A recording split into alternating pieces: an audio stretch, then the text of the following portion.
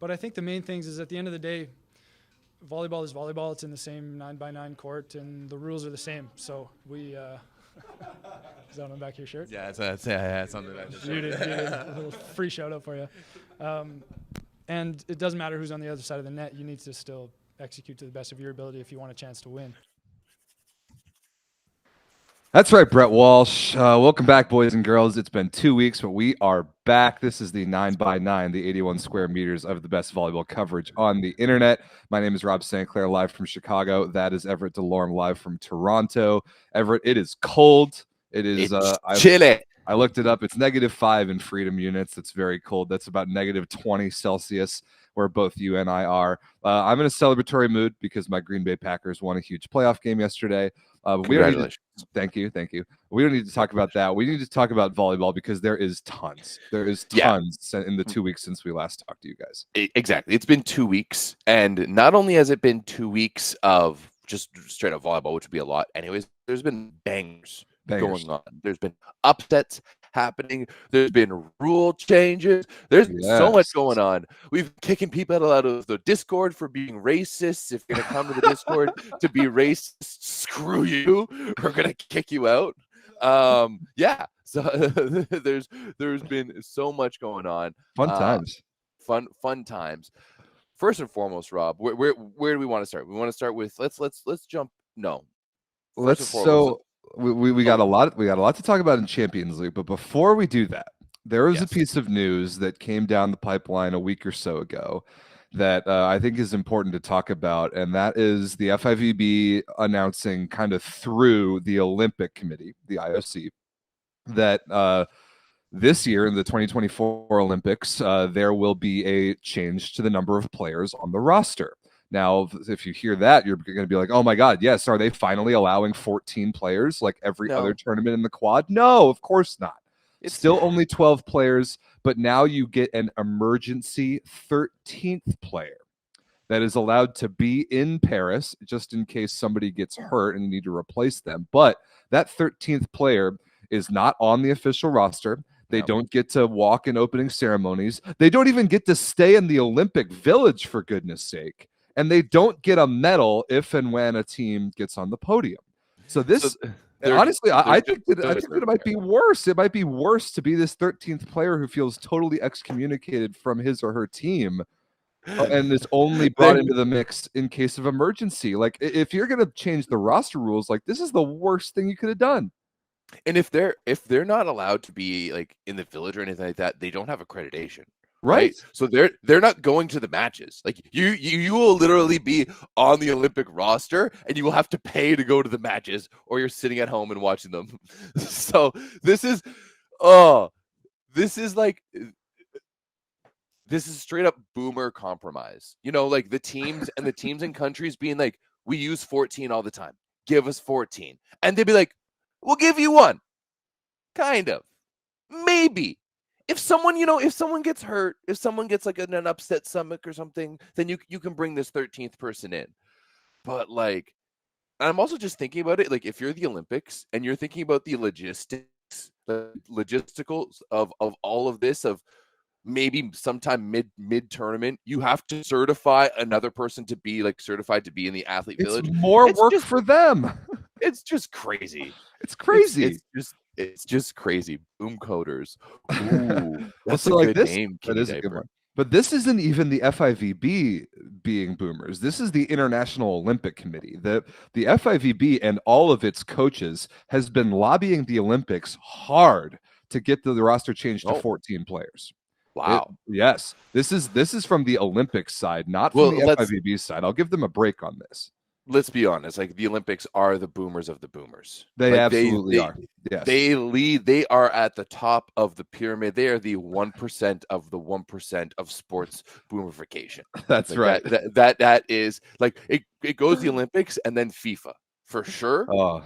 Without a doubt, and then probably Roger Goodell. And the same thing with levels of corruption towards the top of the pyramid. Yeah, exactly. So, oh man, this is such a slap in the face to that 13th player, because it's already an impossible decision for every volleyball coach, because you have 14 players for literally every tournament of the quad, including Olympic qualification and everything. And so you already have to make two incredibly hard cuts to two deserving players who have helped you get to the Olympics. And now you're going to take one of those cut players and have to put him in like an Airbnb in Paris or something, away from his or her teammates, to make that player feel even worse about being just barely left off the list, even though they've been a valuable part of giving his or her team a spot in the Olympics. Like, what are we doing? Rob, like this is a question for coaches this summer, right? Like VNL week 2, we'll be in Ottawa, we'll have coaches, and we have to ask the coaches, like, what are you doing with your like the coaches who are already qualified? We're not going to be going out there and asking Cuba's coach this, because they're not going to qualify. And we're going to be like, what are we doing with that 13th player? I'm somewhat scared to ask Samuel Vuo, but I know Spra is going to give us a good, a straightforward answer. Spra said something already. I think Volleyball Magazine interviewed both him and Karch, because they're both already qualified. And he said, like, yeah, this sucks. Like, the FIVB and all the coaches have been lobbying to get 14 players, but if they're going to give us 13, we're going to use 13. At least it'll help for practices, because I think that player is going to be able to practice with the team. Okay, that's good at least. Like, Spera, I think, is going to bring either a fourth middle or a second libero, probably a fourth middle. But, like, God, I feel so bad for that 13th player. That's going to be so rough for that 13th player. And just of all the changes you could have made to Olympic rosters, this was the worst way you could have possibly done it. I mean, you could have made the rosters smaller. Oh man! Imagine like you go in the Olympics and it's like a 10-person roster. Boomerism at its finest. All right, that's enough about that. Before I get too angry, we've got enough volleyball to talk about. You want to talk about the double contact thing before we move on? Yeah, let's jump in right into the double contact. So I don't know if you guys have seen on our Instagram page, Rob has put out basically a breakdown of the NCAA is putting forward a motion to get rid of the double contact just on second contact, like just on the set. I mean, you've already got the rant there, Rob, so I'm just going to let you take it away. First and foremost, though, I'm in favor of this. I'm absolutely in favor of this.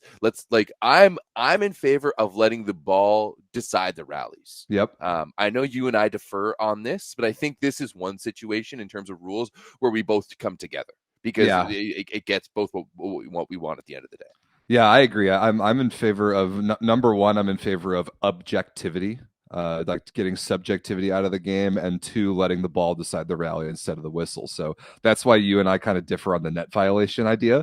But this one for double contact, just to be clear, so what the NCAA is proposing is that if you set a ball overhead and it stays on your side and it's one motion, then they're never going to call the double contact. But if it's 2 distinct motions, or if it goes to the other side, so that includes the third contact, like if you're sending it over on third contact and you mangle it, they can use judgment to call that. But this is what the VLA has done since 2020. We've had this rule in since the beginning, and it's been fantastic. It took me a while to kind of turn a corner on it, because I'm like, you got to hold high-level setters to a high standard. But one, it takes the judgment of the official on the ball handling quality out of the game, which is good. But the other thing is that, like, in sports, when you want to call a violation or a foul on something, it's because either your team is gaining an unfair advantage or you're putting the other team at an unfair disadvantage. Neither is happening here. If you set a ball badly, it is not an advantage for your team. No. Why would we penalize you with a whistle to end a point on a play that is already worse for your team because you set a ball badly?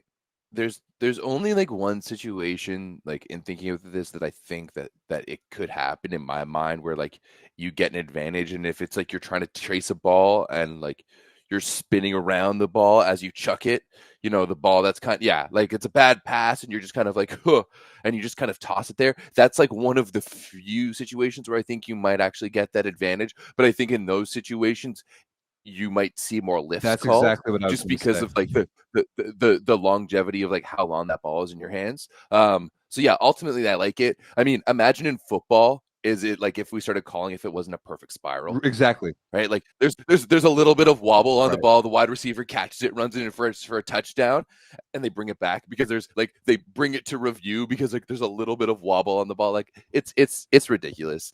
I was thinking similar I analogy do I in golf. Let's say you hit a golf ball and it's not perfect contact. It's not directly in the center of the club face, and the ball goes somewhere a little bit weird with a weird quality of spin. Are you going to give someone a penalty stroke for hitting a worse shot? Of course not. Yeah, no. I mean, I am gonna miss like people getting mad at the refs for not calling doubles. Like that is always great. Double. Like it's always good. But yeah, let's just clean up the game. Let's no more whistles. Our refs are dumb enough as it is, right? So actually, I'm gonna take that back. I feel like compared to some of the stooge refereeing we're seeing in other leagues of recent, as in like NFL refs suck. MLB refs are absolutely terrible. Hockey refs are really bad. Basketball, like the big four sports, terrible refereeing. Yep. We don't necessarily have that same problem in volleyball. I don't think there is some bad refereeing, but sure, but like I think that one of the huge advantages of volleyball as a sports product as a whole is that it is not so dependent on officiating, and it's very much not dependent on subjective judgment of officials. Pretty much everything at the highest level is objective and reviewable. And this is just another step in taking a piece of judgment out of the game, which is great. Now, if you all have takes on this, get in our Instagram comments on either mine and Volleyball Source on both accounts, because there's a lot of boomers in there that do not understand the difference between a lift and a double contact, because these are different things. I personally am in favor of getting rid of the double contact call, but increasing the strictness on the lift call, both in second contact and third contact. I think there's a little bit too much of this garbage going on third contact. Fully on board with third contact. Yeah. You know what? I think volleyball is a violent game, and we just need some more like doofuses who are out there just taking big chucks at the ball. That's what I want to see. As much as I love Lepke going over on 2 or whatever, I love just seeing a big oaf just take a chew at a ball and see what happens. You know, nothing better than it. Like nothing better than it. All right. So get in our Instagram comments if you want to get in on that debate. But we got volleyball to talk about, Mr. Delorme? Yeah, there's so much. First and foremost, we have to talk about Champions League because we saw a lot of stuff recently that has just been a little crazy all over. Like look at the first 2 ones on the top of that screen right there. Guagua beating Ostrebski, Olympiacos 3-donging Zaxa. Where and like so many others, Tools 3-donging Zhezhov, Lundberg's complete free fall in the second half of this Champions League. They went from being like almost a lock to making the playoffs, and now I don't think they can. Lube losing to Galati. Like what happened last week in the Champions League, Rob St. Clair? Like I'm seriously getting like PTSD just looking at this again, just going through it again, remembering everything that we watched last week. Yeah, this was ridiculous, and this was the week that reminds us why and how Champions League can be the best tournament to watch in all of volleyball, because of just chaotic garbage like this. Like, remember when we did the preview show with Eric Shoji, and we were like, all right, Lube Chivinanova and Yashemsky Vengil have 2 of the easiest pools in Champions League history. And here goes Lube on the road losing to a Romanian team, and Yashemsky losing 3 points to a Spanish team. All 3 Polish teams lose. 0 of them even get any points. Zierotbank needs like a miracle to beat a Belgian team in the 5th set. Like, what is going on? This is an all-time crazy week, and with the calendar kind of being more condensed this year, we get right back at it again this week, and we're going to go through all the scenarios, because week 6 for both the men and the women is this week, and they pack all the women's games on Tuesday and all the men's games on Wednesday. It's going to be all-time drama for 2 straight days. Yeah, this is a lot to handle. There's a few games I want to talk about here, though, Rob. First of all, I'm looking at this Lube versus Galati game. Me too. This one was actually entertaining. It was. Right? This wasn't this like this was whiny Lube. It And was. Like You texted me that, and I'm like, this absolutely. It was absolutely whiny Lube. this is whiny Lube for sure, but like they weren't terrible in this game. They only made like 5 hitting errors, which is pretty crazy. But Galati only made 2. Like Galati, you could just tell they had the confidence, right? They were going for it. Their crowd was behind them. They've got some questionable jerseys that are red and blue that I'm not sure if I love or hate. Like they're either ones that I would give like an 8 or a 2 to. Like I'm still not sure. But Galati really like came out to play. And it's one of those instances where a team gets that wind underneath their sails and it doesn't dissipate. I mean, Lube wasn't doing themselves any favors, and they were just being whiny Lube. Like it seemed like they were annoyed that they had to play volleyball. Which I mean, get over it, figure it out. Like, I mean, there's nothing else I could tell you. This is the Champions League. But I think a lot of the credit here needs to go to Galati. And the way they played this game. They were really good, and they really just, you could see they had nothing to lose. They were just balls to the wall. I think that's exactly the right take. That like Lube, it looked like they were annoyed to be there. Galazzi was like, hell yeah, we're playing at home. We're playing against one of the best teams in Champions League on paper. Like we got nothing to lose. Like let's go put on a show and see what happens. And Lube definitely came out of the gates a little questionable. I mean, they started Jacopo Laritza in the middle, who, what do you have, 1 point? Yeah, 1 point in 3 sets. I don't really understand that decision at all, but I agree. I think the credit goes to Galazzi. They played awesome. This Roland Gergi guy, 14 for 22, no errors, and 6 aces. Like, talk about a performance. Yeah, pretty gross. And I mean, like, we're really starting to see, Rob, like there's these small instances with Romanian volleyball right now. First they got some big wins at Euro Volley, then we see Kitigoy really pop off for Zaxa, and I think we're going to start seeing that some more as he's starting to come back. And now Galati getting a win. Like, it's just these like little like crumbs, but I'm interested to see what happens with Romanian volleyball over the next like great couple point. Of years. Yeah, there's a lot of optimism if you happen to be Romanian, and if you are, make sure you join the Volleyball Source Discord because we need some Romanian representation in there. But yeah, I agree with you. I think this is all credit to Galazzi and Lube. You're right; they didn't play bad. The statistics aren't really that. They're not really that lopsided in any area. Partially because Lube won the fourth 25-16, like it wasn't even close. And when they did that, I was like, okay. Lube turned it on. They flipped the switch. They're going to be fine in the 5th, and then all of a sudden it was like 12-4. It was wild, like out of nowhere. Like it was honestly wild out of nowhere, and exactly as you said, Rob. Like it was Lube domination in the 4th, and I was like, okay, they're going to take care of this. Yeah, like whatever. And then I was kind of doing some other things, and I literally had to go back and watch because it went from being like Lube leading, like I think it was 4-2 Lube, to it being 12-4. Like it was 5-2. 5-2 Galazzi. So they 5-2 Galazzi. Okay, I guess they were in the driver's seat the whole time. But yeah, that really seemed to come out of nowhere. Just nowhere. So like big ups to them, and it just like Lube just they just need someone to get them going. You know, like they just fall asleep. Like, oh, Lube yesterday, like that was bad. Lube, yes, that was bad. Lube. And we'll talk about that later. We'll talk about that later. But it was just they were asleep in this one. All right, which pathetic team are we going to talk about next? Well, I think there's plenty.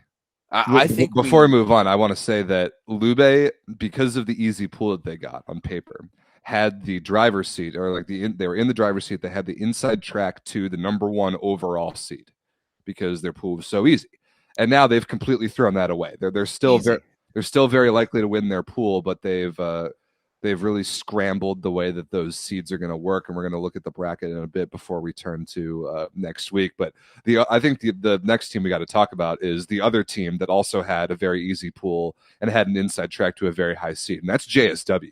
JSW losing to a Spanish team? And now Guaguas and our boy Graham Vigras, who we love, was awesome this game. They came out of nowhere. They played phenomenal. They really kind of neutralized. I think the best thing they did was they neutralized Tomas Fornal. And I think this kind of exposed a little bit of a JSW weakness that they are very, very dependent on Tomáš Fornal. I think we all kind of knew that, but this really taught us that like Fornal went 4 for 26 with 6 errors. Now he served great, but attacking wise, this Guaguas team is a bunch of older dudes. They've got 2 older veteran middles and a bunch of veteran wings, and they are smart veteran volleyball players that played the matchup to perfection.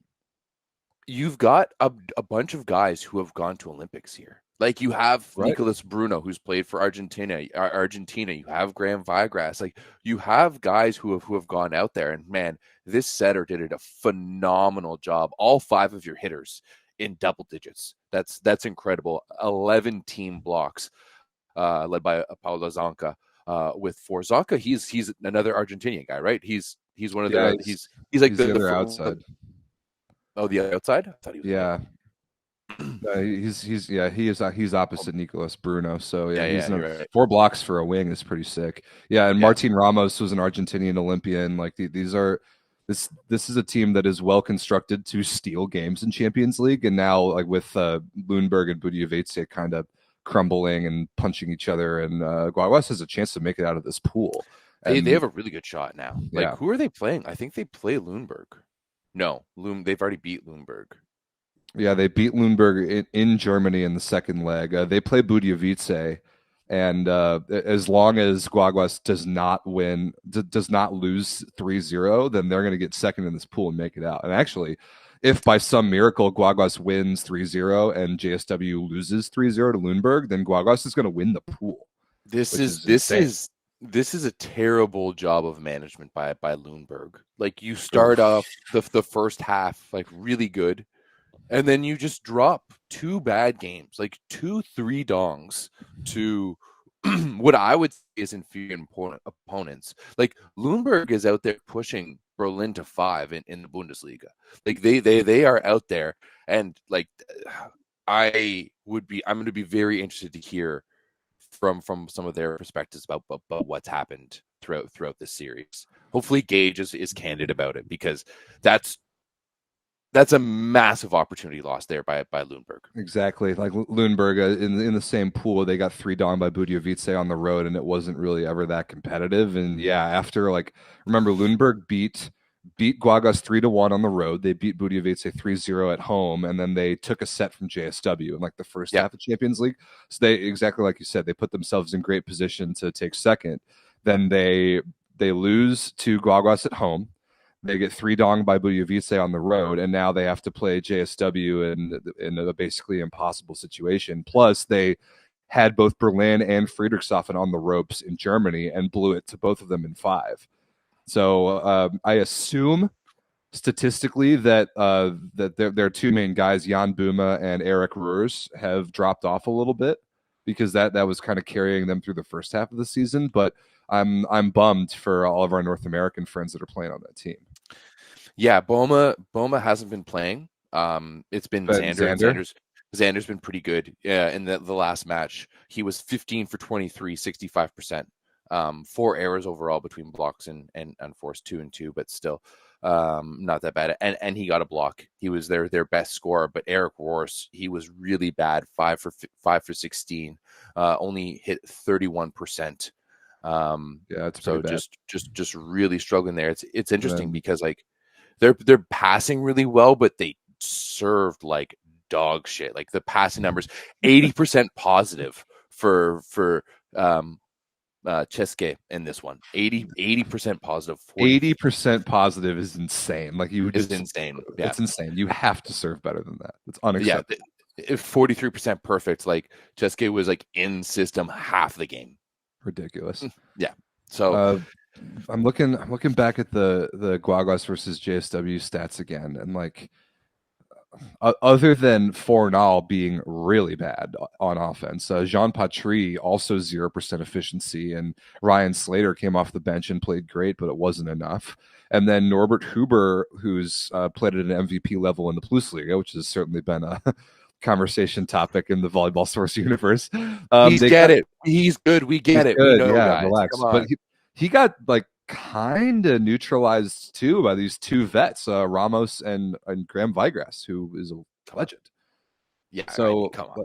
like No, Huber, and this is it's once again like Huber is fantastically physical, oh right? yeah, Like he's big, he jumps hard, he swings hard, but he's not like he just to me like it's up here. He doesn't read the game and like live the game like some like once again those three big guys that we've been talking about recently, and a guy like a Graham Vigrass, who I know Rob you love Vigrass. I do. I've always loved Graham. He's the best. Big So smooth. that's right. I've always fantasized about Graham Vigrass and Steve Marshall as a beach duo. I've always thought that would be pretty sweet. You and so many other people. You and so many other people. I remember having those conversations seriously back in like 2014. I remember back the OG Volleyball Source podcast, Pierre Rock would bring that up. He's also the guy who told me that Graham Vigrass is the purest volleyball player he's ever Real seen good. play. All right, another match that we really got to talk about is Resovia getting 3-donged by Tours again. Remember that they've already gotten 3-donged by Tours in this tournament, and now like what are they, like 2-3? Like Resovia is basically dead in Champions League. They have to beat Trentino this week and get help. Otherwise, they're not making it out of this pool, and that is insane. To lose, yeah, they're 2-3 with 6 points. Completely unacceptable. Get 3-donged. This time was on the road. They looked terrible. They looked so bad the whole game. Really bad. Really, really bad. Yeah. Resovia, much more than Lundberg, has just thrown away this Champions League. Like much more. And this is a good Resovia team. Like I rate them. And that I'm almost not surprised though, because it is that third Polish team curse, and we've seen it now for a number of years. Like since Poland has had three teams in this tournament, that third team has always been hot garbage. Always been like Zawiercie, bad last year. Warszawa, bad the year before. Yeah, like Warszawa was really bad. But Zawiercie last year was not even close to this bad. This is bad, dude. Like Fabian Jizga, thank you for setting this team to such a collapse so I don't have to watch you in Champions League anymore. I'm so sick of this guy. So sick of him. Just can't watch him anymore. You get benched for Łukasz Kozub, who you picked up from a relegation team midway through the year in Katowice, and he's coming off the bench to set for you, the captain of the team, in a Champions League game? Look at yourself in the mirror and figure it out. I don't think he's ever going to do that. Let's be honest. Goodness. He's got too many people in his corner back in Poland that he is never going to figure it out. And now Resovia didn't have Kuba Kokhanovsky. He like broke his thumb or something. He's got a hand injury. But Karol Kos was bad, 3 for 11 with 2 errors, only 1 block. TJ DeFalco got benched. He didn't even start the following game. Like I think they brought him back from whatever injury he had a little too quickly. What clearly isn't himself. Paweł Zatorsky had a horrible game, 9% perfect passing and aced 4 times. Like this is a meltdown against the French team.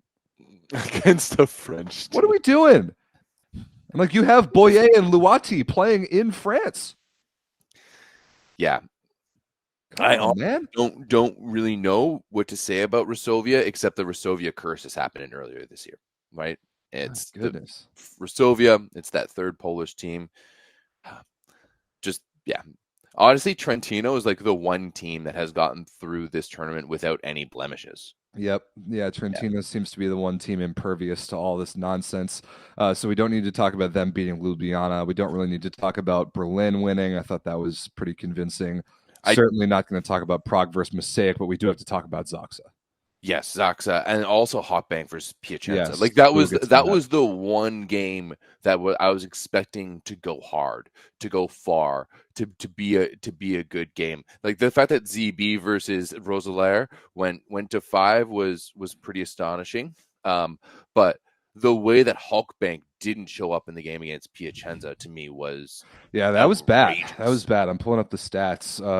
Like Piacenza looked like about the best version of themselves at home. I thought they played a very good game. But yeah, Hawkbank just nowhere to be found. Irvin Ingapeth 5 for 18 with 8 errors. Namir 13 for 28 with 7 errors. just like not even close to good enough. Micah Ma'a did not have a very good game. Reception was not very good. Aced 7 times. Like they just did not really get off the bus, and they Hawkbank still probably will make it out of the pool. They'll either get second or they'll be that top ranked third place team. Oh, we lost Everett. Okay, hopefully we get him back in a minute. But yeah, Hawkbank, like a couple of these teams this year that have built. Hey Everett, welcome back. My bad. A couple of these teams I was saying that have like from maybe not necessarily like perennial year in year out like Champions League powerhouses like a Hawkbank or like Resovia or like some of these teams that had really big off seasons, like constructing teams kind of with Champions League in mind, like Hawkbank clearly did because of their foreigner situation. Not as good, and same with the Club World Championship. Like Hawkbank has not had as good of a year outside of Turkey as we have expected. Yeah, inside of Turkey, they've been fantastic, right? Right. Like they've been the best team in the league, but outside they have really been struggling. I do like, but when you look at this roster overall, there's not that many big changes, right? Like you're gonna swap out like Bruno from last year, like because Nicholas Bruno was on Hawkbank last year. We just talked about with Quaguas. You're gonna swatch him out for like Gord Perrin and Mirza Lagumgia. Like they didn't have Ingapeth last year. And Ingapeth, yeah. But like that's an upgrade, right? But you still have all the same Turkish guys. You still have Ma'a, you still have Namir, right? To me it's not like as much like a wholesale like we're trying to upgrade. Like they still were like they had their pieces and they built onto it. But it's still astonishing from Hawkbank that they were going to be this bad against Piacenza, because like Piacenza isn't even full Piacenza right now. I do think Francesco Ricine has been fantastic this season in so many of his ways, or as the CEV put it, Francesco Ricina, because oh no, yeah, they've made a graphic and it says Francesco Ricina on it. Oh no. Figure it out. Yeah, Ricine not good at all. 1 for 7, 5 errors. He was terrible, and they had to bring in Robert Andringa off the bench, who plays libero on the national team, and he was great. 86% positive passing and hit 3 for 5 with a block. Like that's sick. So that was kind of cool to see. But this was a good Yuri Romano game, a relatively good Yuri Romano game. He had 4 aces. A great Robert Landy Simone game, 5 kills, 4 blocks, 2 aces. And Hawkbank just didn't really get off the bus. So good for Piacenza. They win at home, and now Piacenza versus Berlin this week is almost definitely going to decide the group, which is awesome. That's going to be very fun. Yeah, and I mean, like, are we getting to the point in this episode now, or do we want to talk about Olympiacos versus Zaxa before we start talking about that? Before we start, because like this is a bigger conversation right now with Zaxa. They're on a 4-game skid. That's 2. Like they lost to Olympiacos 3-0 last week. They got 3 donged by Skra yesterday. They're now outside of the playoff picture in the Plus Liga and holding on for dear life in the Champions League. Yeah, getting 3 donged on the road by a Greek team.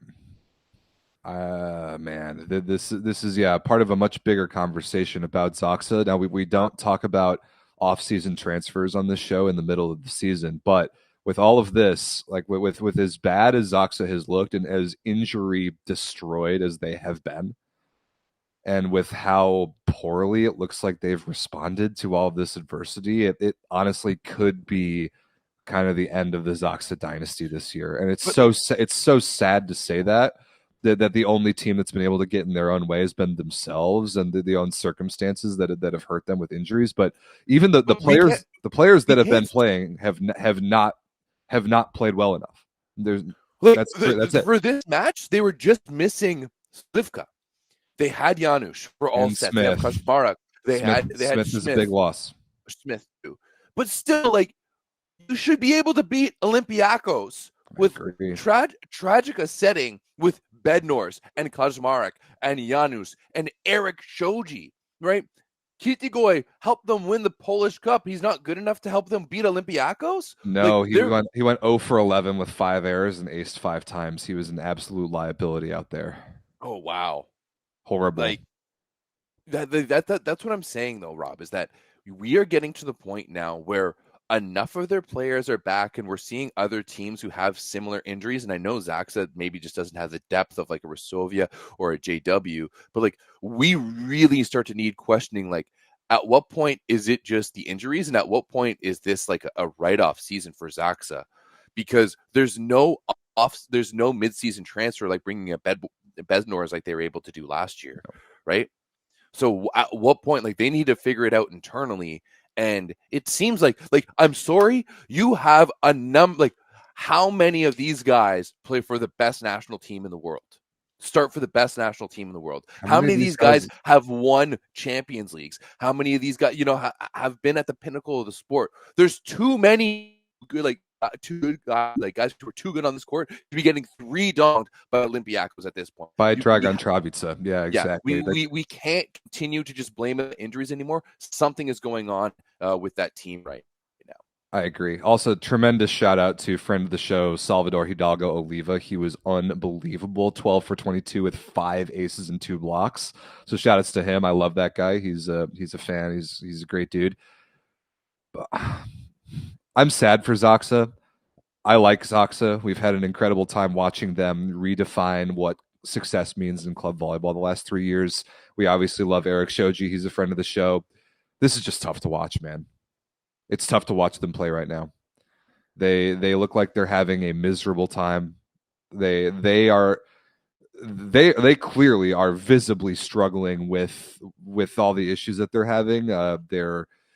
They seem to have finally been mentally broken, and it wasn't at the hands of any other team. It was just at the hands of injuries and themselves and in a demanding schedule. And it sucks, but like at this point, I don't really see a path to recovery here. Even if they make it out of this pool in Champions League, I don't see any way that this team can make another run. It's sad, but I don't see it. I will push back a little bit on that, because this team is still this team.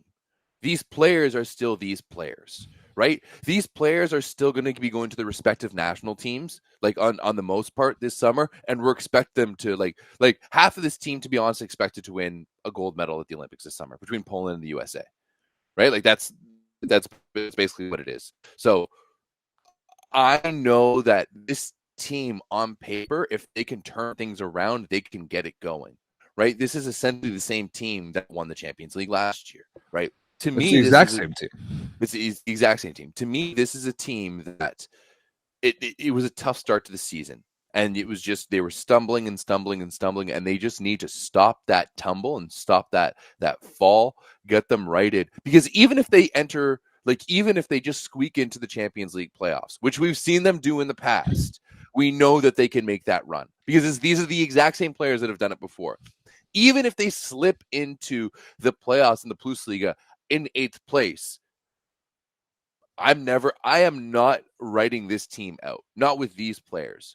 So what does this team look like if they have like to me, losing to Skra, because Skra is not a team to that's sad. And in the first place, that Skra is not a team that anyone pays attention to anymore, because they're one of the legendary teams in volleyball.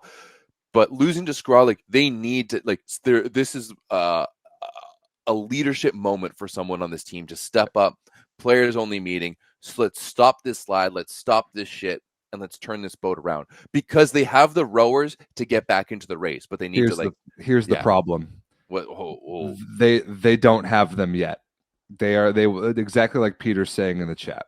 Alexander Schlifka is out. He is the most important player on that team. I don't think it's debatable.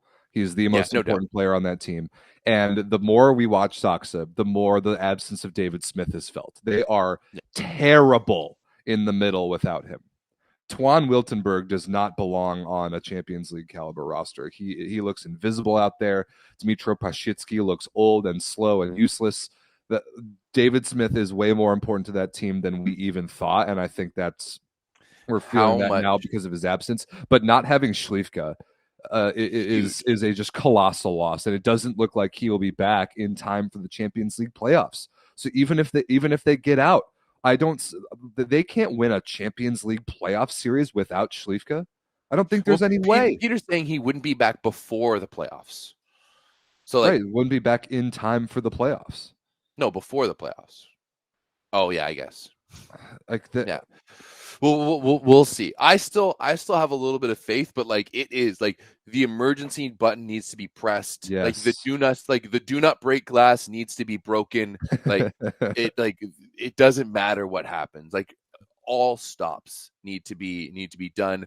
Maybe Samuel Vuo needs to like stop that Zaxa bus somewhere in Poland and just need to do some laps in a frozen field. I don't know what needs to happen, but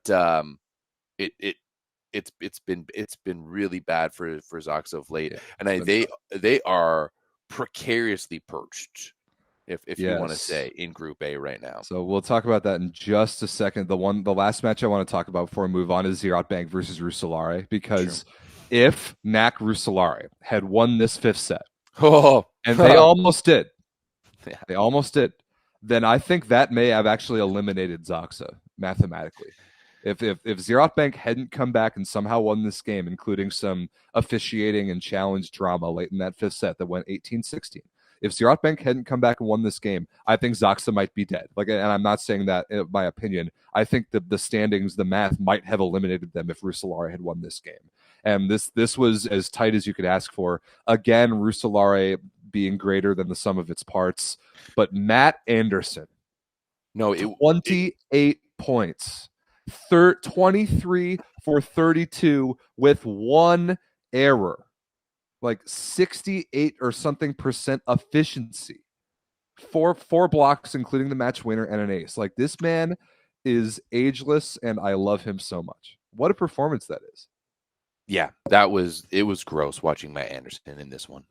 It's crazy how good he has been for Zerat Bank. Turkey really agrees with him. Like, playing there, like he has been phenomenal.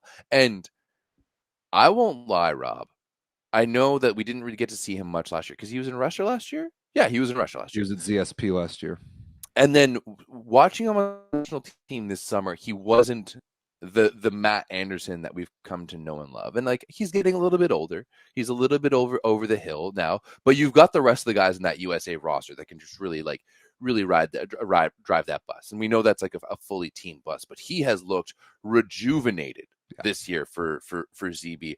Also, just for the record, had Roeselare won that match, it would have been a straight tie right now for second, with all Olympiacos, Zaxa, and Roeselare all be tied at 2 and 3 with 6 points. Okay, man, which would have been spicy, spicy to go into the final week. I mean, even as it is, Rob, with this pool, like, it's a complete toss up. Can we talk about what's to come now? A reminder, this is important. This is the Champions League bracket. This is how it works. This is the second year of this format. 11 teams make it out. If you win your pool, you get a bye straight to the quarterfinals. So there's 5 teams that get byes directly to the quarterfinals. Then all 5 second place teams make it out. And the one top ranked third place team among all 5 teams that get third place, the top one makes it out as well. And those 6 teams will play sort of that play-in round like Zaxa had to last year. This goes for both the men and the women. I know it says men's on screen. Men and the women, same bracket format. So winning your pool is very important because you get to play one last game. But also, once you finish a certain place in your pool, then you're compared with all the other teams that finished that same place in your pool as far as bracket seeding goes. So that's kind of how that works. Yeah. Real quick, just last thing about Zaxa. How much do you think that they're regretting not signing Taylor Averill this summer, like they said they were going to? Whew. Boy, that would have helped, wouldn't it? Right? Imagine having Taylor Averill on Zaxa right now, like someone to lighten the mood a little bit. I feel like that's exactly what they would need. It is exactly what they would need. All right. So here are the pools. Pool A, Zerat Bank is going to win this pool. They're 5-0. So here, I'll show you the pool, and we'll talk about who plays who this week. Zerat Bank plays Olympiacos. Zaxa plays NAC Roeselare. Okay, Zerat's going to win the pool, right? The only thing they have to play for is seeding. But yeah, they can get first. they could maybe get first overall. They would need Trentino to lose to Resovia, but they could maybe get first overall. So that Zaxa versus Nacru Solare game is going to be enormous. Zaxa must win that game to have a chance. Mm-hmm. They must win that game to have a chance to pass Olympiacos and take second. Olympiacos has to hope that Ziraat takes their foot off the gas a little bit against them. And then Nacru Solare can still make it out. They need a win, and they need Olympiacos to get 0 points. And I think they actually would make it out at that point. So there's a lot of possibilities in Group A. Yeah, for sure. Or if Olympiacos won in 5 and Rosalara won like a 3-dong, then it would go down to like point or set ratio tiebreaker or something. No, like that. it would still be wins. Rosalara, Olympiacos would have to lose, and Rosalara would have to win because it would need to be wins. It goes matches won first, then points, then set ratio. What do we think about the third place race? I don't think that there's I think when looking at it, third place is already wrapped up for Pool C. But I agree. Actually, we'll talk about that, but almost definitely the third place team that does make it out will come from Pool C. And I think that's good because Pool C has 3 playoff caliber teams in it. Yeah. So Benfica must be not kicking themselves, but be so upset when they're looking at all these average teams just getting these wins all over the place. Yeah, it's a bummer. Halkbank is going to play Benfica this week, and there's a great chance Halkbank wins that game. We'll talk about it in a minute, but yeah, tough break for Benfica, but all these third place teams are trying to chase down a team that's probably going to have 4 wins. And there's almost no way that a third place team in any other pool gets 4 wins. So I think that's going to belong to whoever comes third in Pool C. So do you have anything else about Pool A? No, I really want to bet on Zaxa, I really do, but I just don't have a good feeling about it. They barely beat Rosolare last time they played them. Yeah, I know. So we'll see. That one's very spicy. Pool B is not particularly spicy. Trentino is going to win the group, and they have. It's very likely that they get the number 1 seed overall. Trentino plays Resovia this week. Tours plays Ljubljana. Tours will take second in the group with a win. The only way that Resovia can catch them is if Resovia wins with 3 points and Tours gets 0. And Tours dropping all their points to Ljubljana and Resovia taking 3 from Trentino is extremely unlikely. I could see Tools losing all their point, dropping 3 to Ljubljana. That is in the realm of possibility. But with the way Trentino's been playing as of late, I mean, the way that they bounced back yesterday against Verona, lost that first and slaughtered them in the second. Trentino's the best team in volleyball right now. I was just about to say that. I have no problem saying that. Yep. They are the best team in volleyball. They are playing the most together, and they're hands down the best team in volleyball.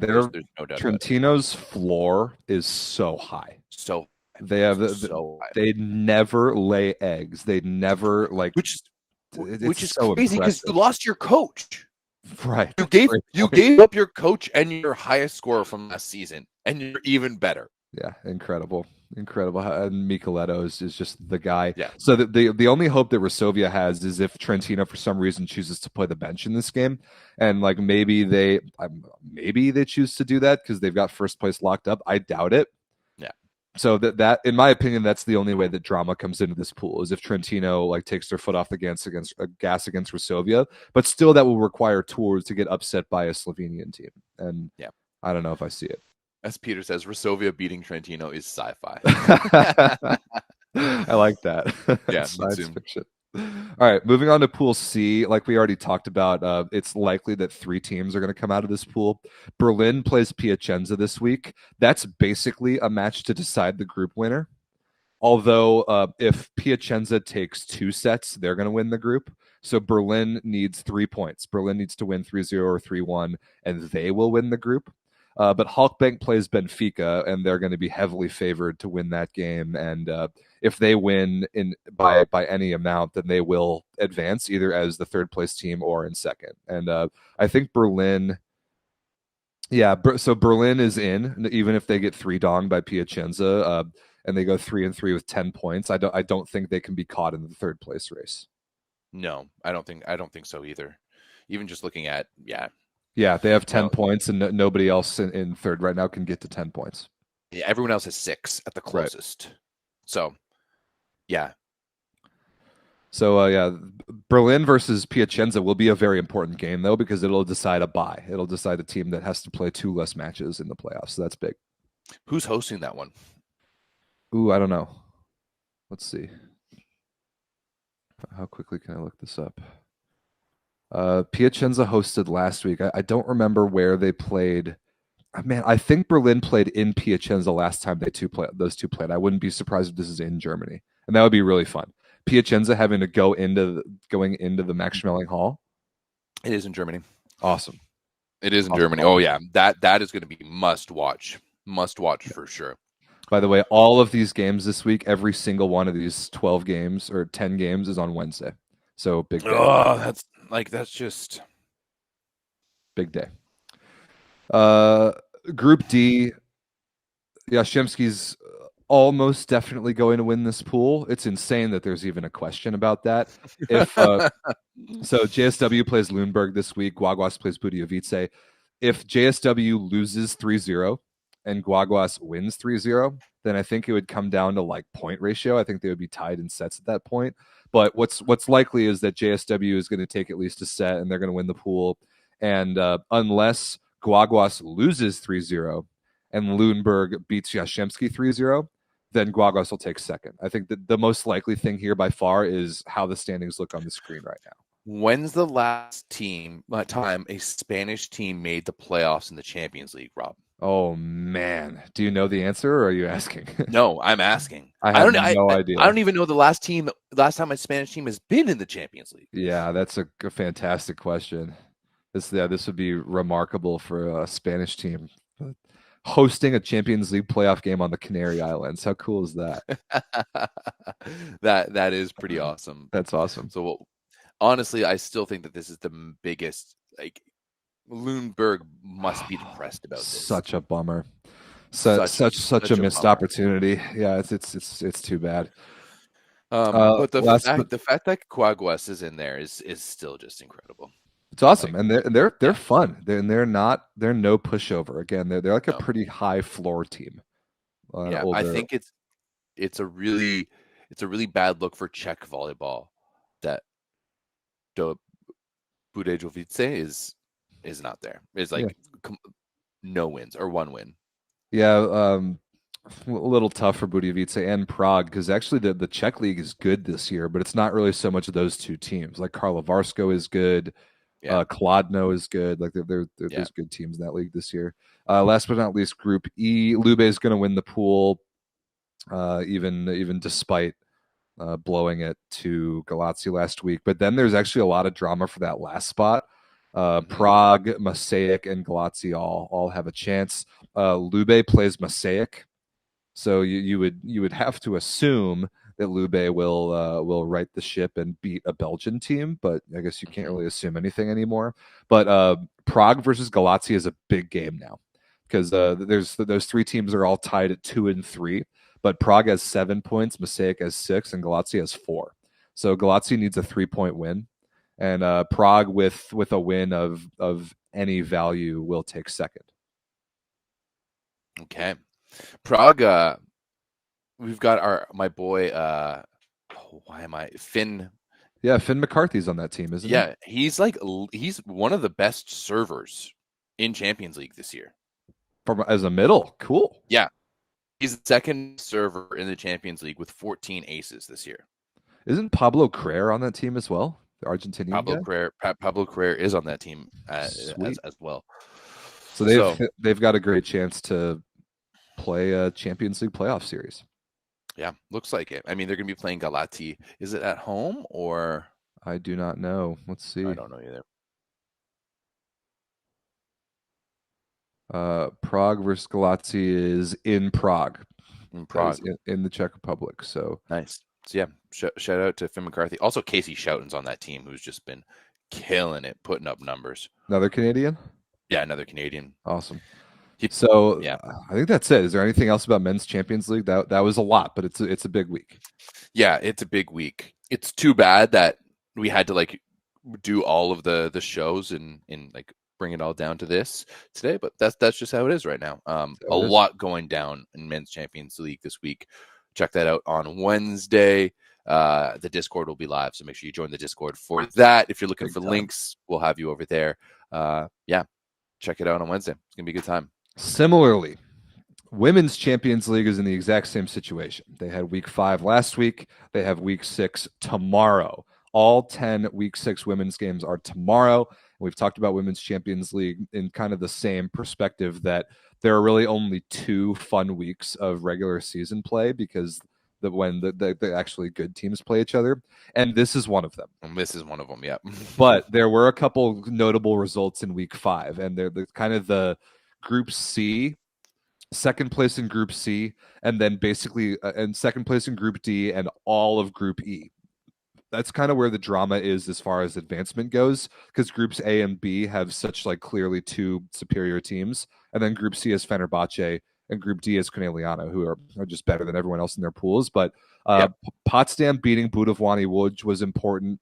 Stuttgart beating Rzeszów in 5 was important. Prometey, a Ukrainian team, beating Le Canet in 4 was a big deal.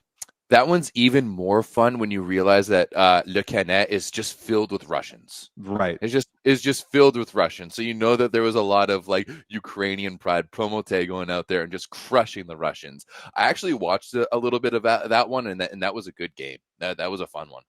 Cool. Good for them. And then LKS Łódź beating Alba Blaj to kind of set themselves up as the first place team in Group E. Those are really the only notable results that I personally saw from week 5, because everything else was a beatdown. But here are the situations going into week 6. We get Vakifbank versus Malonza again in Group A. That's awesome. Let's go. Remember how badly Malonza clapped them last time? Yeah, that was an epic 3-dogging. I'm really expecting Vakifbank to show up again. Like they so. need a bounce back. Like emotionally, they need to come back and show something. I hope so. So Malonza will win this group with any result except a 3-0 loss. So if Malonza takes a set, then they win the group. But I think there's a lot more on the line than that, because it's going to be in Italy, if I remember right. I'm pretty sure it was in Turkey last time they played. Mm-hmm. And obviously it's the Paula Egonu and Jordan Thompson swap. Like the Nika Dalderup and Karabayam are on Malonza now. They played on Vakifbank last year. Vakifbank has struggled through this Champions League a little bit. Yeah, this game is in Italy. There's a lot to play for on the Vakifbank side. I think they're going to be the more motivated team. I would be surprised if they don't put up a better fight than last time, although that's a very low bar. That last game they played was rough. Was terrible. And I mean, doing it at home in front of your fans against the player, like we talked about it last time. There's just so many storylines there. So you know that the Turkish fans, if that one is on the stream for YouTube, you know that the Turkish fans are going to be nuts. Turkish fans and YouTube live chats are something else. So that'll be a good one. But both of those teams will advance no matter what out of Group A, which is not surprising.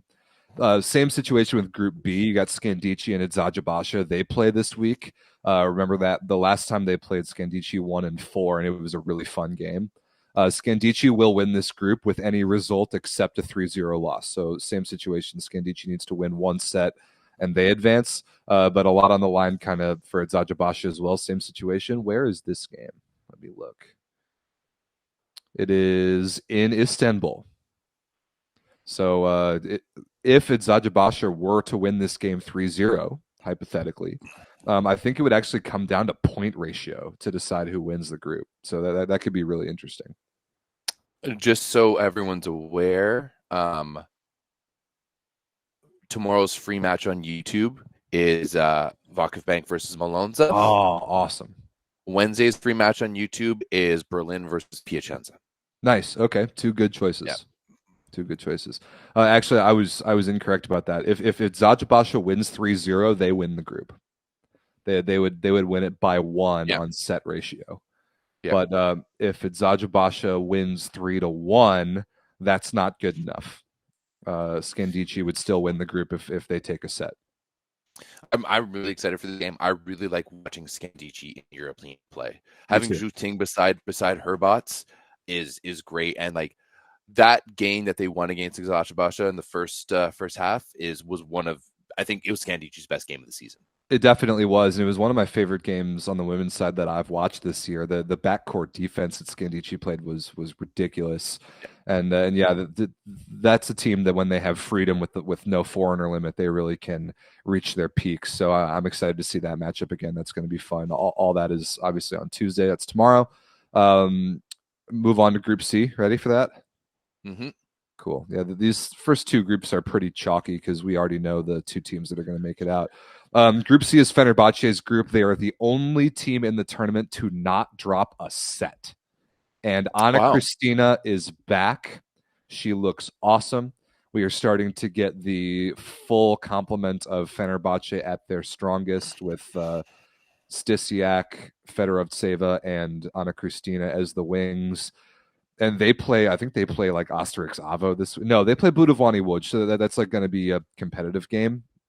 I'm thinking of Pool D, but Fenerbahce has a lot to play for because they have control of the number 1 overall seed. Yeah, for sure, and you want to be able to keep that, absolutely. For sure. I don't really see them getting pushed by Łódź. It's too bad. And Potsdam, I think that they're set up perfectly. If they can just get that win over Kamnik, then they're good to go. Yep. Yeah, Potsdam will take second if they beat a Slovenian team, Kalsit Kamnik, which I certainly expect them to do. So, yeah, Budovani Łódź needs a miracle win against Fenerbahce, and I think they need help in order to have a chance, which is probably not going to happen. No, I would agree.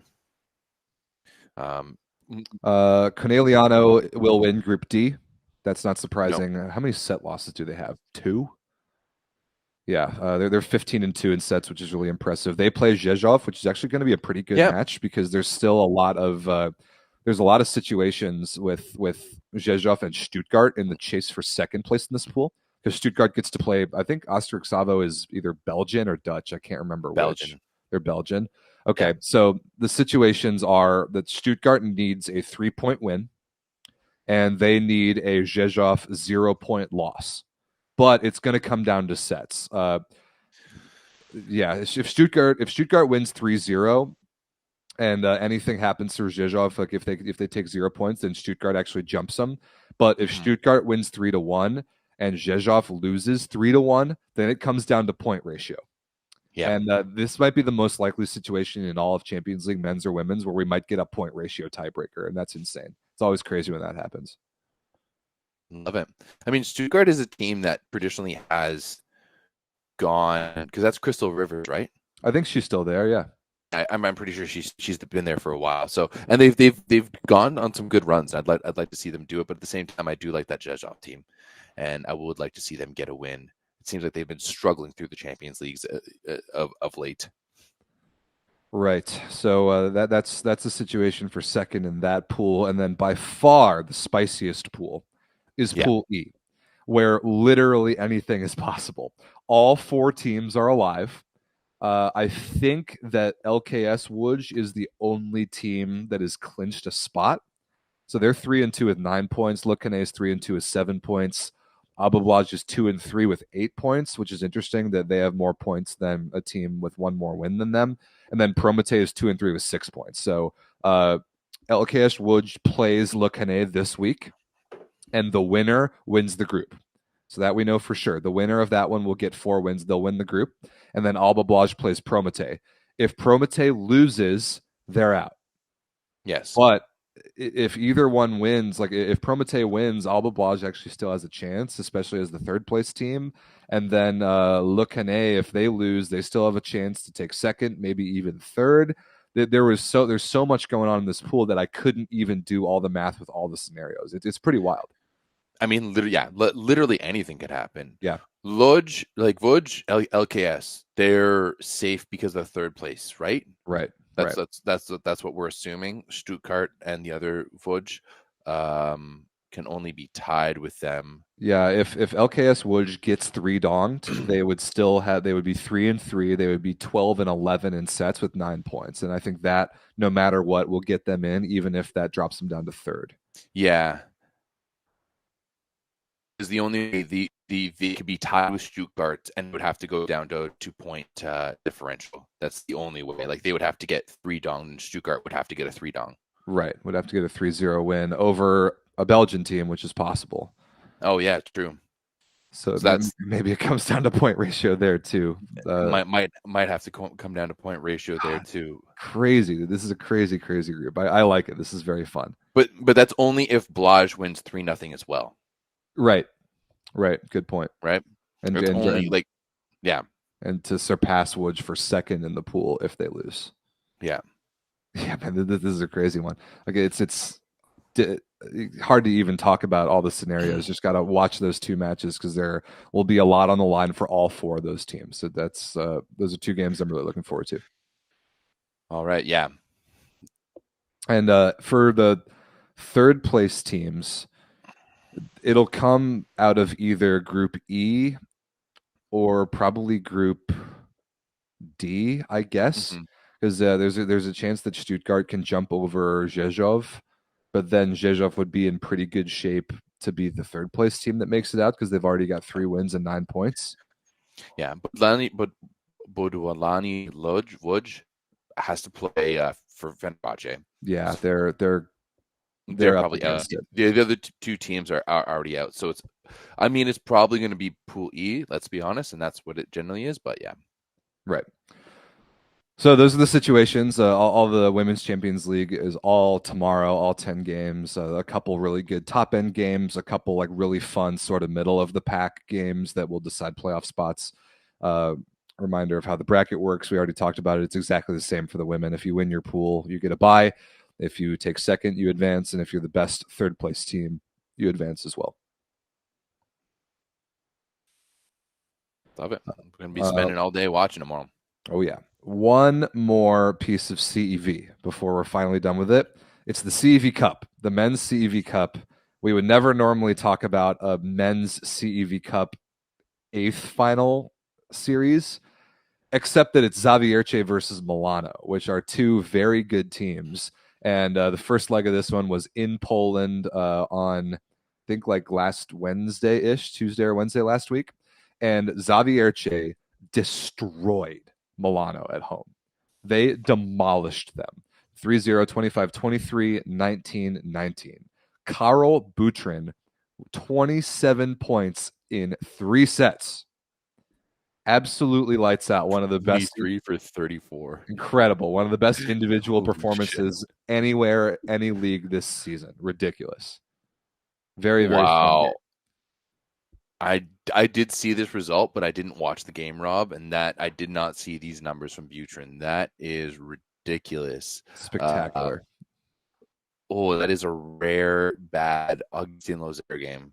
Yeah, Lozère not good. 2 for 7. Did have a block and 2 aces, but he wasn't so good. Mateusz Biniak, 7 for 13, a block and an ace. Miguel Tavares is low-key one of the best serving setters in the world. He had 4 aces and is just a big part of that pretty gnarly Zawiercie serving rotation. Like this kind of validates my opinion on being so high on Zawiercie. The team is good. They are really good. They have one of the best home crowds in all of volleyball. And they took it to Milano this game, but they play again in Italy on Thursday. And I really hope that game is broadcasted because it wasn't broadcasted on, I think it was on Eurovolley TV, but it was only because Polsat did the broadcast in Poland. I'm not sure that the game in Italy is going to have the same treatment. I hope it does. Yeah, I hope it does too. I'm worried it won't. Yeah, it really comes down to the club and what they're willing to do. So hopefully Milano is willing to do more like Modena was last year. Yeah, that's exactly what I think about is Modena last year wasn't able to produce a broadcast for CEV Cup games. I think they were just scared of losing to Lundberg and didn't want to get shown up. Yeah, because I mean, if Milano wakes up and plays well, because like Ferry Rager's this game was not very good, and like just a lot of Milano never, Offensively, Milano never had a chance with how well Xavierche played last week. But if Milano wakes up and wins 3-0 or 3-1, then we've got golden set potential here. And if that's not broadcasted, that would be a shame. That would be a damn shame. That would be a shame. But that's the CEV for you. Boomers, boomers, boomers. Shout out to Kawar Butrin, though. I mean, 23 for 34, 2 errors with a block and 3 aces is ridiculous. That is pretty filthy. We're big fans of Kyle Butrin here. I love this him. Show. Yeah, that's an insane performance. All right, enough about the CEV. I think we spent like a full hour talking about Europe. There was so much to talk about, though, Rob. There was. I hope that we did it justice. Before we move on, got to remind the people about thatvolleyballstore.com. Everett, let them know. Absolutely. Head over to thatvolleyballstore.com. Use the code SPICE. You're going to get 15% off your entire order. Of course, we got that brand new Where's Daddy line. And there's also the new anti-volleyball volleyball club that you'll see in the blue and the yellow there. So that one's a pretty fun too. It's actually going to be it's going to be a different t-shirt than like this one. It's going to be a little bit thicker, Rob. Like a little bit boxier, you know. Okay. It's gonna be a little bit more expensive, but it's a nicer, thicker t-shirt, you know, maybe something that you can wear out in the town. Ooh. Yeah. Man, if few people are wearing our gear out on the town, then we've reached another level. I love it. Yeah, pick up some stuff. Use the code SPICY. It's for 15% off for viewers of this show.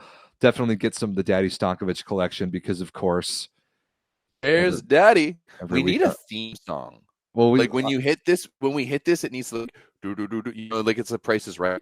Our friend Joelle made us one. I just never got her the Where's Daddy materials that I owed her. So we can circle back to that. I think there is a draft of a Where's Daddy theme song that exists.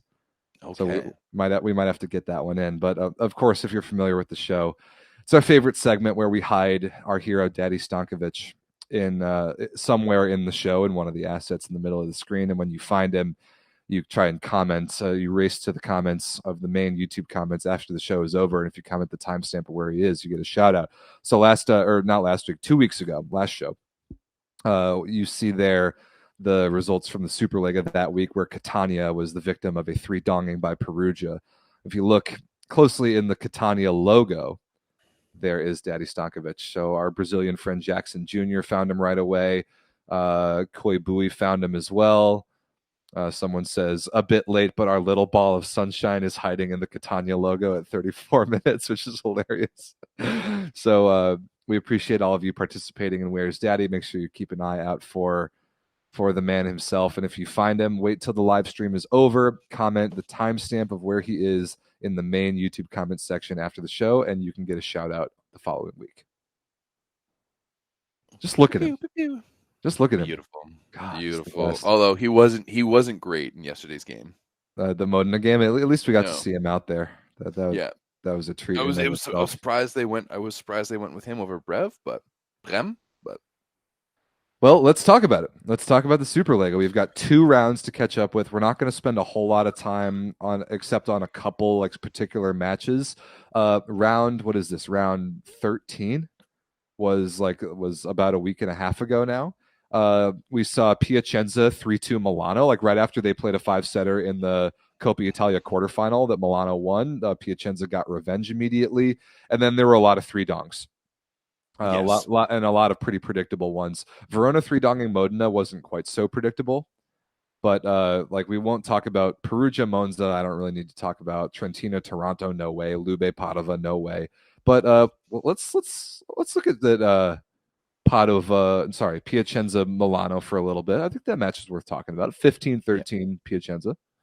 I know I watched this one, Rob, and I don't have my book with me for all my notes, and I didn't put them into my computer, so I'm trying to remember what happened in this game. Yeah, it felt like so long ago. What I'm looking at here is that Yuri Romano was bad, negative efficiency, and Fabrizio Gironi came off the bench and was rather good. Yeah, and Ricine was disgusting. 21 for 33. Real good. Yeah.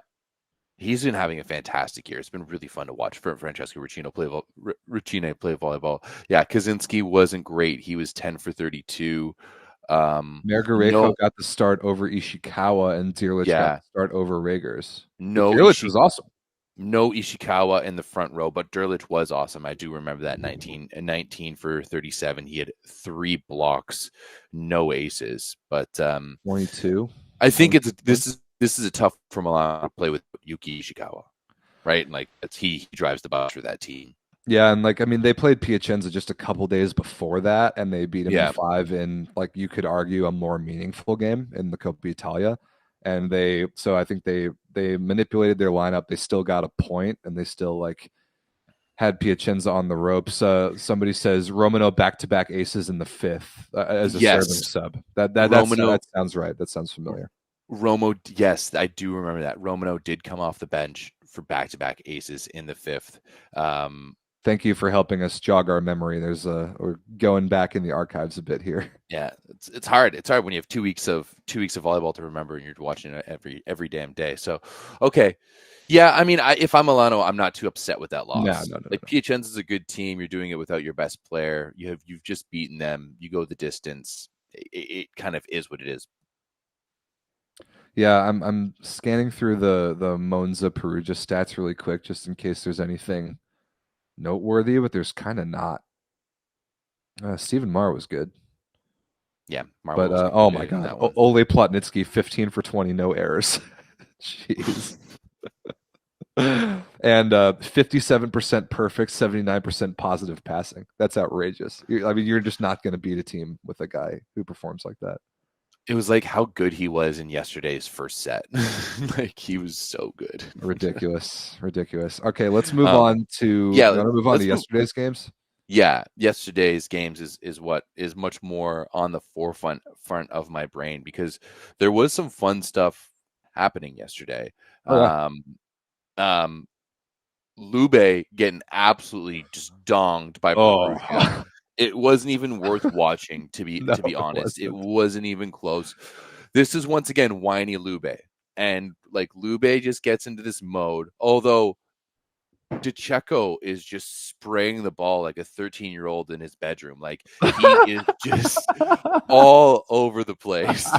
Gonna get us demonetized on YouTube saying stuff like that. Why? That's not. Come on. There's no algorithm is going to pick that up. But DeCecco, oh my god, it's nobody report us for that. It's all over the place. I want to see if the chat responds to that. Oh no, but DeCecco is just all over the place with his location. This team really is it has some struggles at times. They have potential to look really bad at times. Yeah, they do. Not a great Adis Legumja game. No. Not a great Ivan Zaitsev game. Not a great Marlon Yant game.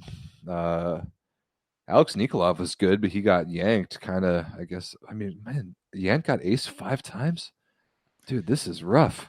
Yeah. Zaitsev passed like trash. I mean, yeah, this is absolutely never in doubt. This is a very swift and convincing donging.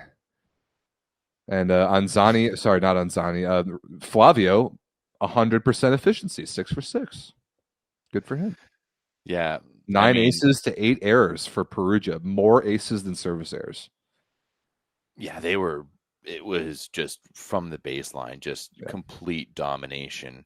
Bentara was awesome. Bentara was awesome. 10 for 17, real efficient. They were just real efficient on the day in general. 40 for 71 as a team, 56% swinging. And then on the other side, Lube just had nothing to do. 45% of the team. They had 8 unforced errors, 4 of which came from Legumja. It's not really that much to talk about here. This is no. It's a bummer because remember at the very beginning of the season, these two teams played two classics. Super Cup final, amazing. Yep. And the regular season game that Lube won in 5 was amazing. It was awesome volleyball, and now it couldn't be more different. Completely different Lube that we're looking at. Yeah. The other game yesterday that I watched, Rob, was Monza versus Modena, and now this was a missed opportunity for Monza. They didn't play great. Ran has been on a bit of a run recently of just playing not like him. And now that's a 4th straight loss for Monza in the regular season. They started Wow. they started this year 4-1, and now they are 7-7 in the Superlega. Wow. And it hasn't been pretty. Like their past 2 wins, they got one against Lube in the Cup, and then they got one in the CEV Cup as well, or the Challenge Cup, whatever they're in. But recently, it has been struggles for Monza. This was the battle of the Brazilian setters, Bruno taking on his protege. That's fun. Cachopa is so damn slow. He does not move at any fast speed. The amount of times that they are completely out of system. Like, I'm sorry, but as a starting setter in the best league in the world, you should be able to get to the 5 sideline in a decent manner. And like if the passer passes the ball somewhat forward and it's over to the 5 sideline, you should be able to get there. Get your hands on that ball and be able to set 2 guys. Yeah. The amount of times that they are out of system purely because he can't get to the ball is a bit of an issue in my mind. Like, he looks like me out there. He has better hands, but like speed, same thing. So yeah, like it's like there was so many times, and I mean, especially when Rand's passing has been as bad as it's been recently, and it's not like Lepke and Mar are fantastic passers, and Gagini is, I don't even want to talk about him. What a Gagini. Oh man, Gagini was terrible. Yeah. Wow. He's either pretty good, but then he has these like lapses of judgment of like, what are you doing? You know, when he doesn't think he's actually fine, but you can tell he thinks too much. But yeah, like when this team isn't passing great, Chopa just can't track down balls. It was interesting to see. But Milano, sorry, not Milano. I'm looking at something myself. Modena got some real lucky serving, especially from Sanguinetti. They did. That came down to late serving by both middle blockers. Sanguinetti got a huge ace, and then Galassi. With Galassi had the most predictable service error in the history of volleyball. Except down 13-14. Yeah, but in the 4th set, Galassi like saved the set for them with one of the most disrespectful set wins I think I've ever seen. He comes in and they're down, I think it's like 24-23. He serves an ace, like they're down by a little bit. Serves an ace, goes back and serves another tough serve. They recycle it and get a score, and then straight up like served an ace off of Daviskiva's shoulder to end the 4th set. Like, just like the most disrespectful serve, like ripped it so hard out of bounds, but Daviskiva couldn't get it out. On the flip side though, Vlad Daviskiva is the brightest spot this year for Modena by far, hands down. He was so good. 23 for 43. And I mean, I know his numbers weren't as good as Shaposhkov. Shaposhkov was 19 for 36. And I'm surprised to see that Shaposhkov only got blocked 4 times, because it felt like way more than that. He gets blocked way too much for a dude who's 7'2". Yep. Way too much. Yep. 100%. And so, yeah, there's kind of a lot to talk about here. Osmani Monterrena, I thought, was pretty good. Yeah. 12 for 32. Solid. But like in the right moments. You said Daddy wasn't so good. He only went 3 for 11, but he blocked 5 balls. Don't slander a man like that. Daddy, he was just predictable. Like, it was getting to the point where, like, if they were setting him in the middle, like, I knew it was going to get dug. He got dug a lot. Yeah, he got dug a lot. Only 7 blocks for Modena, and 5 of them belonged to Daddy, so I'll give him that. 14 blocks for Monza. 5 aces to 18 service errors for Monza, not great. And I mean, I think you kind of undersold it. We've talked. I think we've spoken very highly of Ron Takahashi this year as probably a top 5 outside hitter in the Superliga for the first half of the season. Like, he's up there. He's been very good. Like, it's clearly Micheletto 1, Semeniuk 2. I'd say like Ishikawa, Plotnitsky, Ran, Lavia, like all those guys have had good years. Rand went 1 for 11 with 5 errors in this game. Like, he was horrific. So we're going to be fair. When players have good games, we'll talk about them. When players lay eggs, we're going to talk about them. Like, 1 for 11 with 5 errors is horrendous. Yeah, and it's been a few games now. Like, since he has not scored over double digits since in the second half of the season. That's not He has great. he has been bad in this second half of the season, Rob. Yeah, like 6 for 17. I don't know who they were playing in these games because it doesn't say. Thanks Superlega for. Yeah, thanks. It just says 1 return, 2 return, 3 return. Like that's all it does. It doesn't say who it's against. It just says like the match. But yeah, he has not been good. Lately. Like 7 points, 9 points, and 1 point. So yeah, this was a fun game though. I mean, 15-13 in the fifth is fun, and Monza needs to figure it out a little bit. Yeah, 4 straight losses is bad. And I mean, they had, I think it was Cisterna, Lube, Perugia, and now Modena in that order. Like, sure, you're okay with losing to Perugia, but like those other 3, you got to be more competitive in those games. Yeah, they lost to Modena, lost to Perugia, they lost to Lube and Cisterna. So it's like you had Cisterna and Modena on kind of either ends. Mm-hmm. They lost Milano too earlier this season. Yeah. In other news, Toronto finally won a 5th set.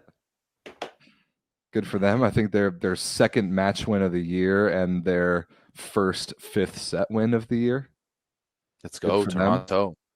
Kyle Russell is actually pretty darn good. 22 points, 17 for 30 with 4 aces and a block.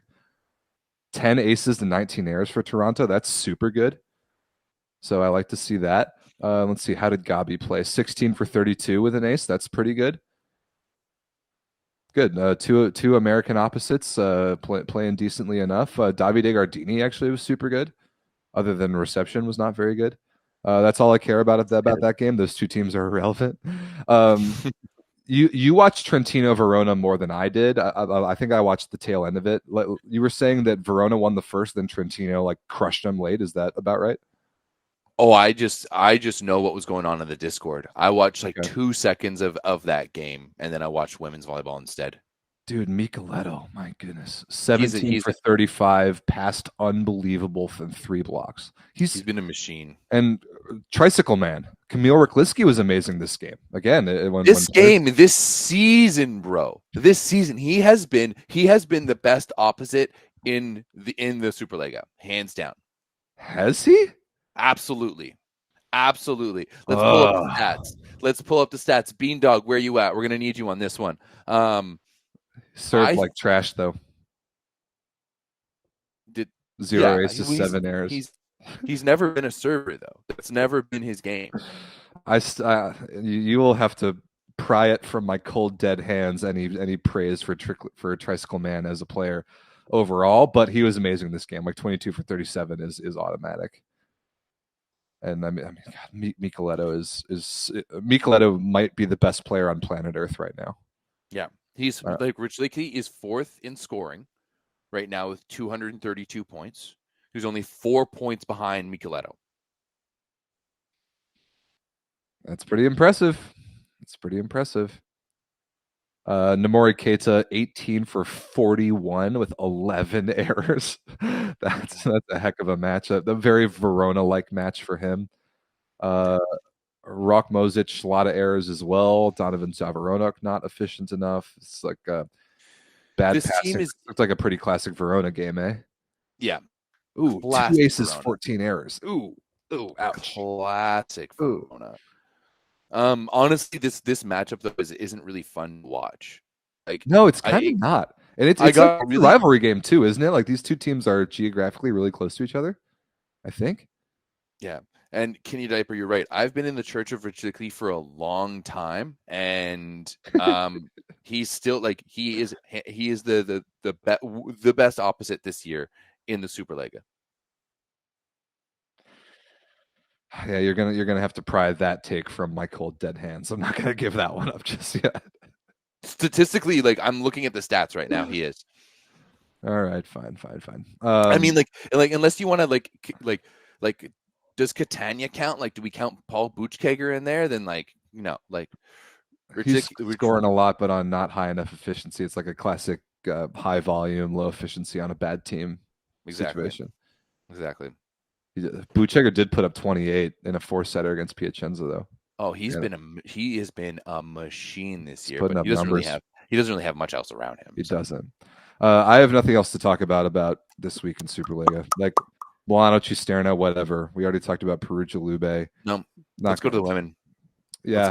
Let's. I honestly, we should at least we will talk about the women. We should at least acknowledge that since our last show, Perugia did 3-dong Modena in the other Coppa Italia quarterfinal.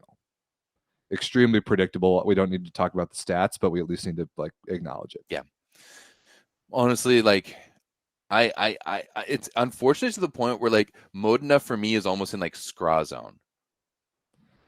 Ooh, that's actually not quite. That's a decent comparison. Not quite, but just in terms of like those are two teams who pre-pandemic I was always expecting to win and always expecting to be at the top. And since then, my expectations of their winning have decreased dramatically. Yep. I mean, Modena is still making the playoffs. Like, they're still somewhat of irrelevant. Like, they still have players. So I wouldn't say it quite to that point. But, like, I am just no longer, like, especially early days of the Discord, everyone was getting behind Modena because Tommy was pumping them up. And I was like, yeah, Modena. And, like, now that's just not happening. Like, nothing inspires me from watching them play volleyball. Although watching Sanguinetti serve a couple of aces, that was kind of fun. He's very good. He's a very good server. Not a good enough blocker, but a very good server. All right, let's talk about the women. There were good games in Italy on the women's side, at least. So we got 2 rounds to catch up as well. Round 15, there was nothing, like no match results. The only thing that happened was Paola Egonu smoking Davide Mazzanti in the face, which was fantastic. You got it. I put the clip in the Discord. You got to go check it out. But round 16, there were at least two high-profile games, and then another game that you watched, Everett, that we'll talk about. Conegliano barely squeaked by Chieri. Chieri had him on the ropes in the 4th set. Chieri was balling. Like, yeah. they sometimes when this happens, you have first and foremost, I would never, watching this one, I would not classify Conegliano as a whiny team. They just weren't getting the bounces. Avery Skinner was unreal for Chieri this one. Off the bench too. Off the bench, she was hitting some shots and she had some confidence about her. It was a lot of fun to watch. Chieri generally, they were just out there to ball and to play. Grabelna on the right side, really loved her. She was swinging away. She was really dynamic. Like 52 attempts, poor girl. She's getting worn down.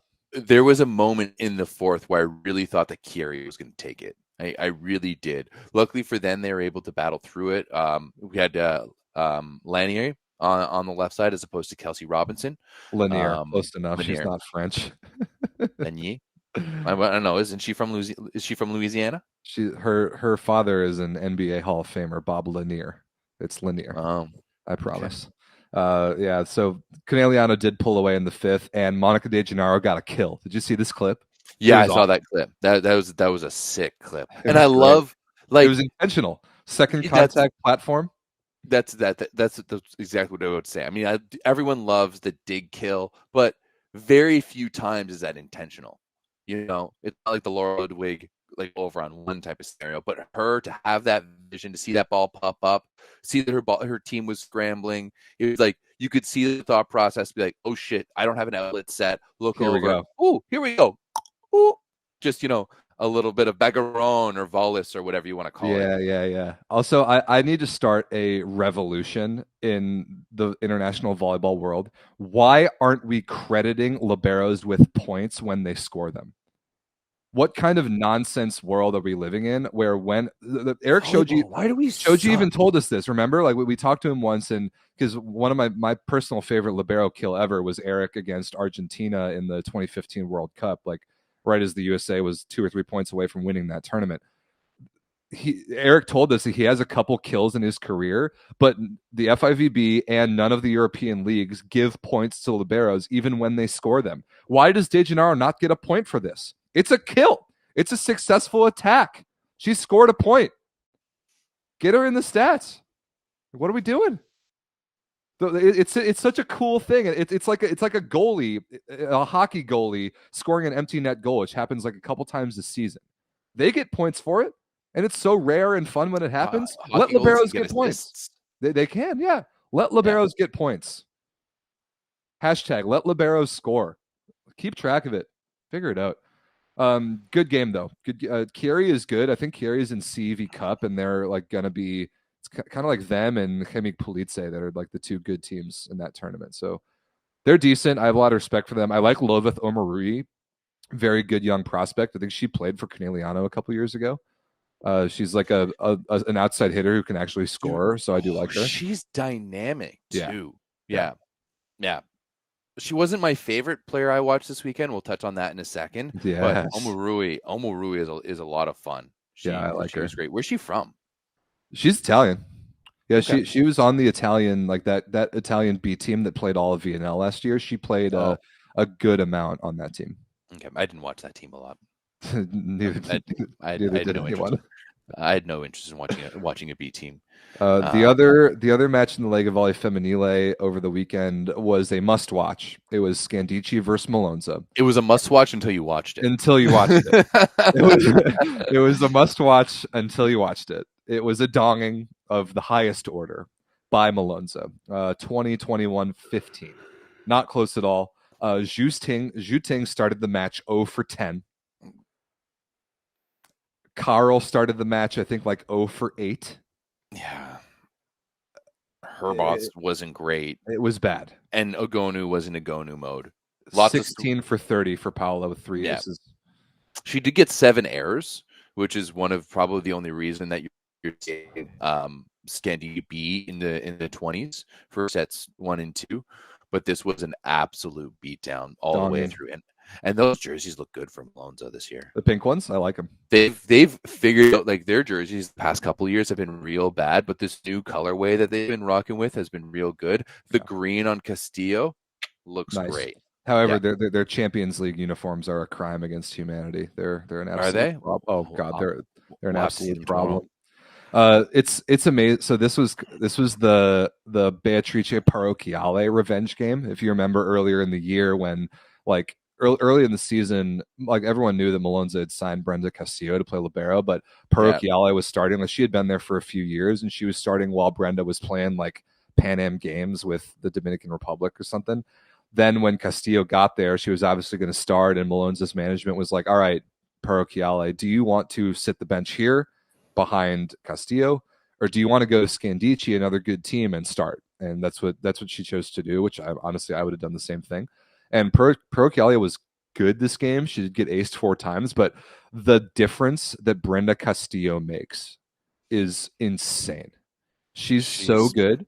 And the like, look at the numbers. You just cannot serve her. No. You can't do it.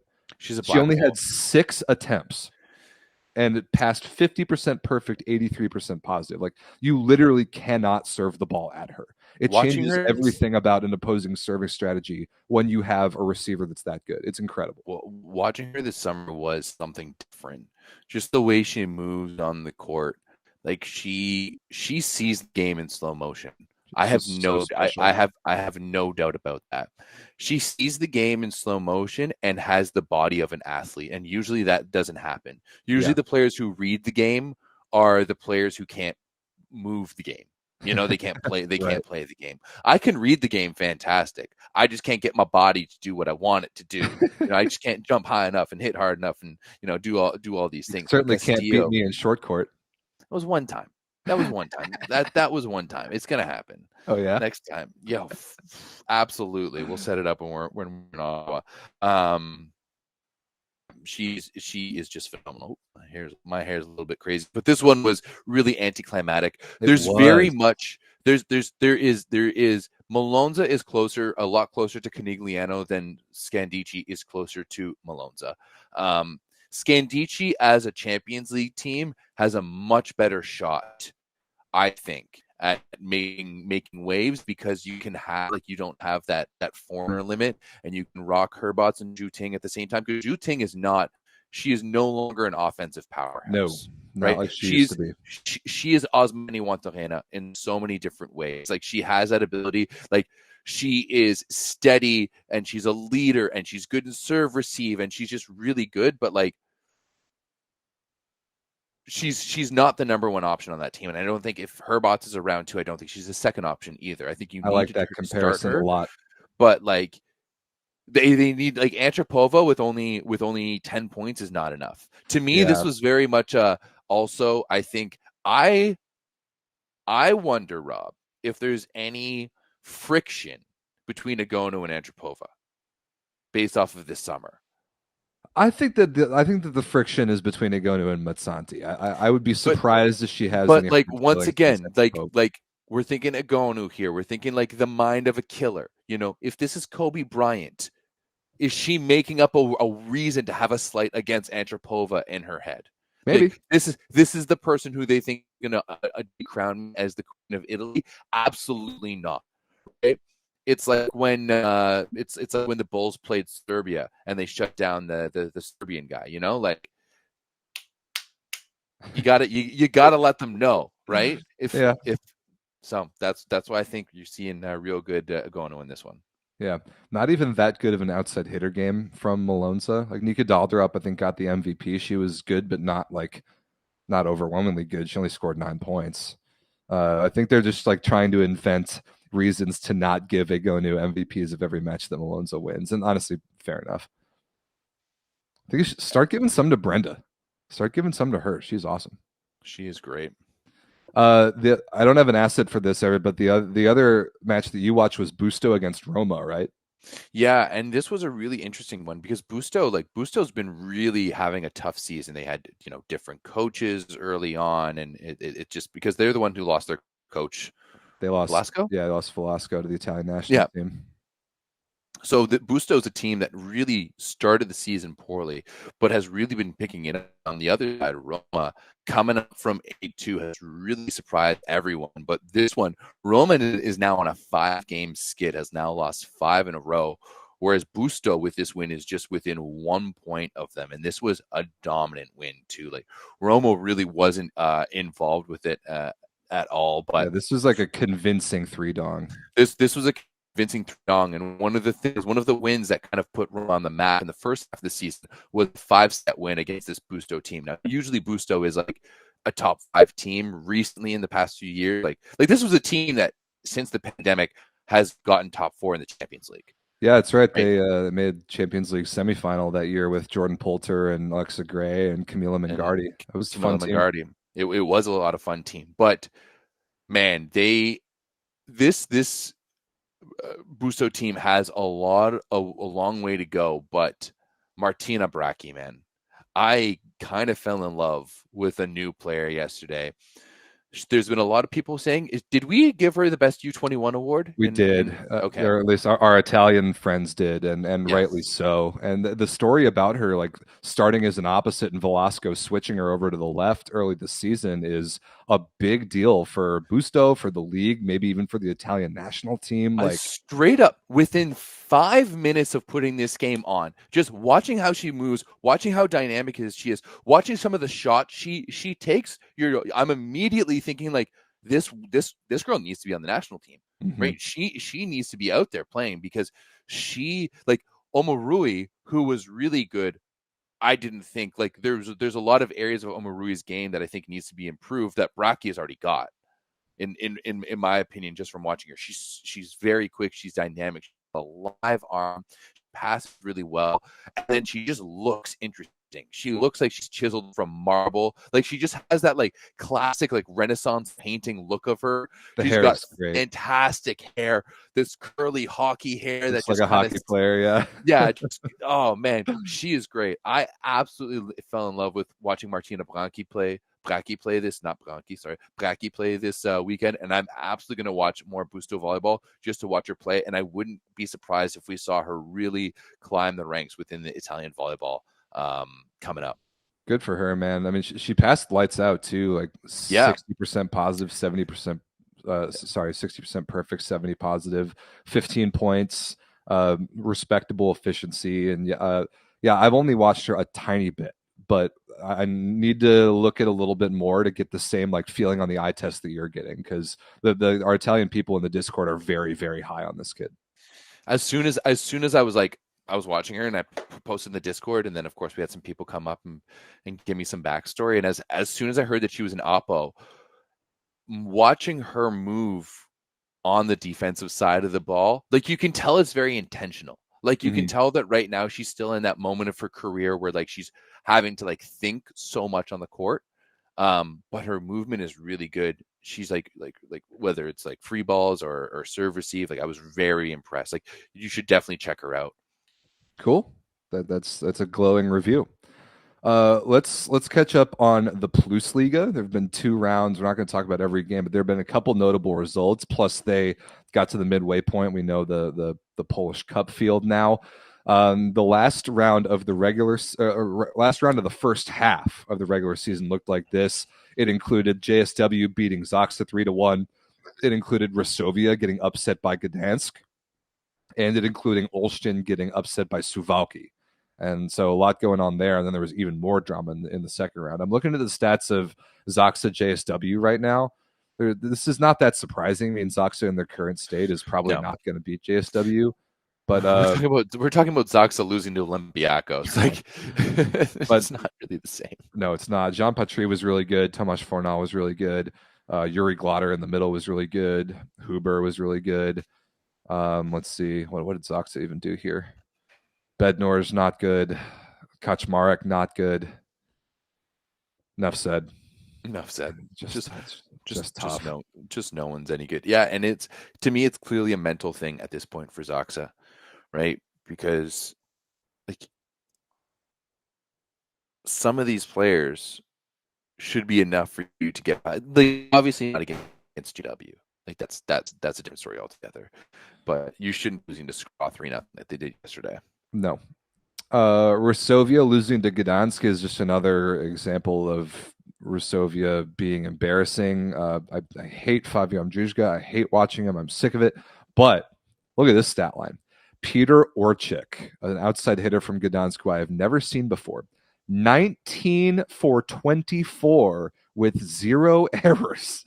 79% efficiency and 20 points. For Gdansk? Yes. Like him and Mikołaj Sawicki are the outsides. I've seen Sawicki a bunch. I've never seen Peter Orchik before, but that is insane. 19 for 24. Come on. And then he went 15 for 22 yesterday against Katowice. Whoa. Yeah. Didn't Gdansk lose that game? They did. They lost it. They lost it in 5. Man, but he looks like he had 16. Sawicki had 20. Who's good for yesterday? Oh, Vecina had 26. Vecina was 22 for 35 yesterday. Woo! And Jakub Jarosz was 19 for 37. Jakub Jarosz is still playing. That's kind of what I was thinking. Oh my god, old man Jarosz is still doing it. Yeah, we'll get to that. Resovia is just so frustrating. I know Kokhanovsky got hurt, but they didn't even really play Stefan Boyer. I'm not totally sure why. TJ DeFalco is not good. Clayman Shable hit negative. They had to bring in Adrian Staszewski, the 4th outside hitter, to actually start 2 sets. He hit negative. Like, but this is what, like, so Resovia loses to Gdansk, but then turns around and beats Warszawa. I know, it's so confusing. I don't understand it. And same thing with Olsztyn. Like, Olsztyn loses to Suwałki, and then they turn around and like put up an incredible match that they did lose in 5 at Zawiercie, but like that was a sick game. I watched the whole thing. It was awesome. I kind of like how many games you have to play in the Plus Liga and just how they play like random day games, because it is very much more like North American sports where like, it is. A win isn't guaranteed, you know? Like sometimes you see like the 30th place team in the NBA beat the best place team, you know? And you don't really see that in volleyball as much, but you get it more in the Plus Liga, and I kind of like that. Yeah, because they're playing a bunch. So like here are the games from the first round of the second half of the season. Like that Zawiercie Olsztyn game, I watched the whole thing. It was fantastic. It was fantastic. And Olsztyn had him. It was great. And Olsztyn had him on the ropes, and I was rooting for him, and they weren't quite able to get it done. Zawiercie figured it out in in overtime in the second. And then what was their Zawiercie's like backup opposite? What was his name? Daniel Ganshur came off the bench and to serve late in the 5th, put a good ball in to go up 14-12, then ripped an ace to win 15-12. Very, very fun game. You know what, Rob? I have a resolution. I know it's a little bit late, but it's still January. We're halfway through, but I have a resolution in 2024 is to watch more Plus Liga.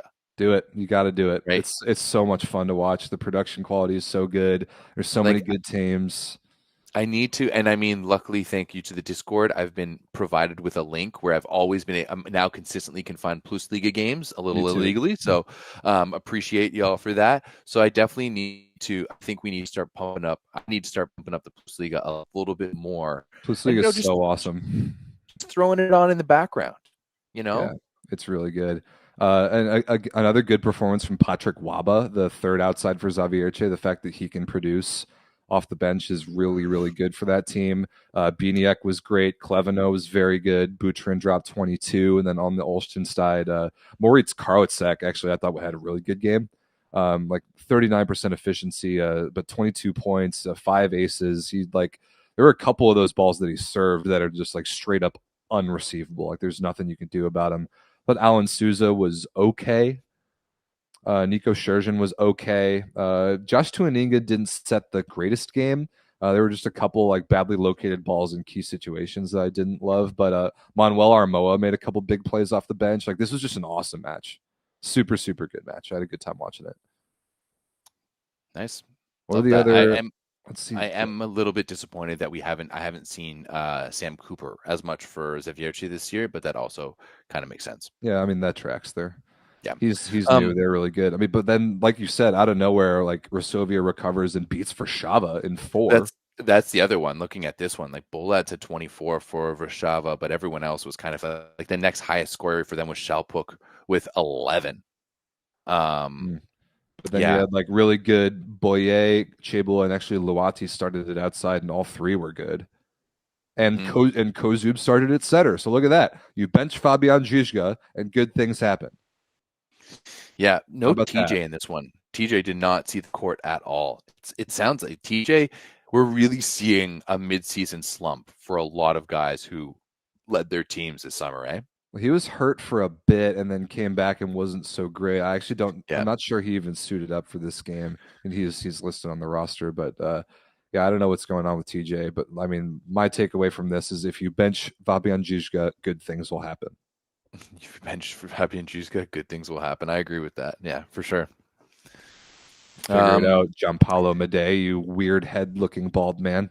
Where are we at in the standings right now for the Plus Liga? Okay, so JW I have them here. This is one round outdated. So this is after the first half of the season was over, and this determined the burst for the Polish Cup. Top 6 in Poland make the Polish Cup after the first half because there's they give 2 spots to teams from the second division. So JSW, Warszawa, Xavierche, Resovia, Gdansk, and Luke Lublin. Are the Plus Liga teams that get spots in the Polish Cup. It looks like this. Luke Lublin has been one of the pleasant surprises of the entire season. I had like no expectations of them being this good. But I give Martin Komenda a lot of credit. I give Tales, the Brazilian libero, a lot of credit. He's been really good.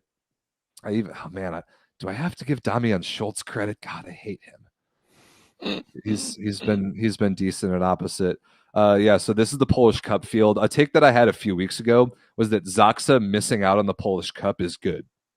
It's a good thing. Honestly, yeah. I think it is good for them because it's going to give them some time because when is it? Is it at the end of the month? Yeah, I think the first round is in like 2 maybe it's March. February. The finals are like the first weekend of March, so it's pretty early. No, it looks like the finals are March 2nd and 3rd, and I can't. Oh yeah, Valentine's 14th, Day. Yeah, so Valentine's Day. Okay. So you got a little bit of time, but yeah, that's just another match or another series of matches that Zaksa just doesn't have to play, and that's a good thing for them at this point.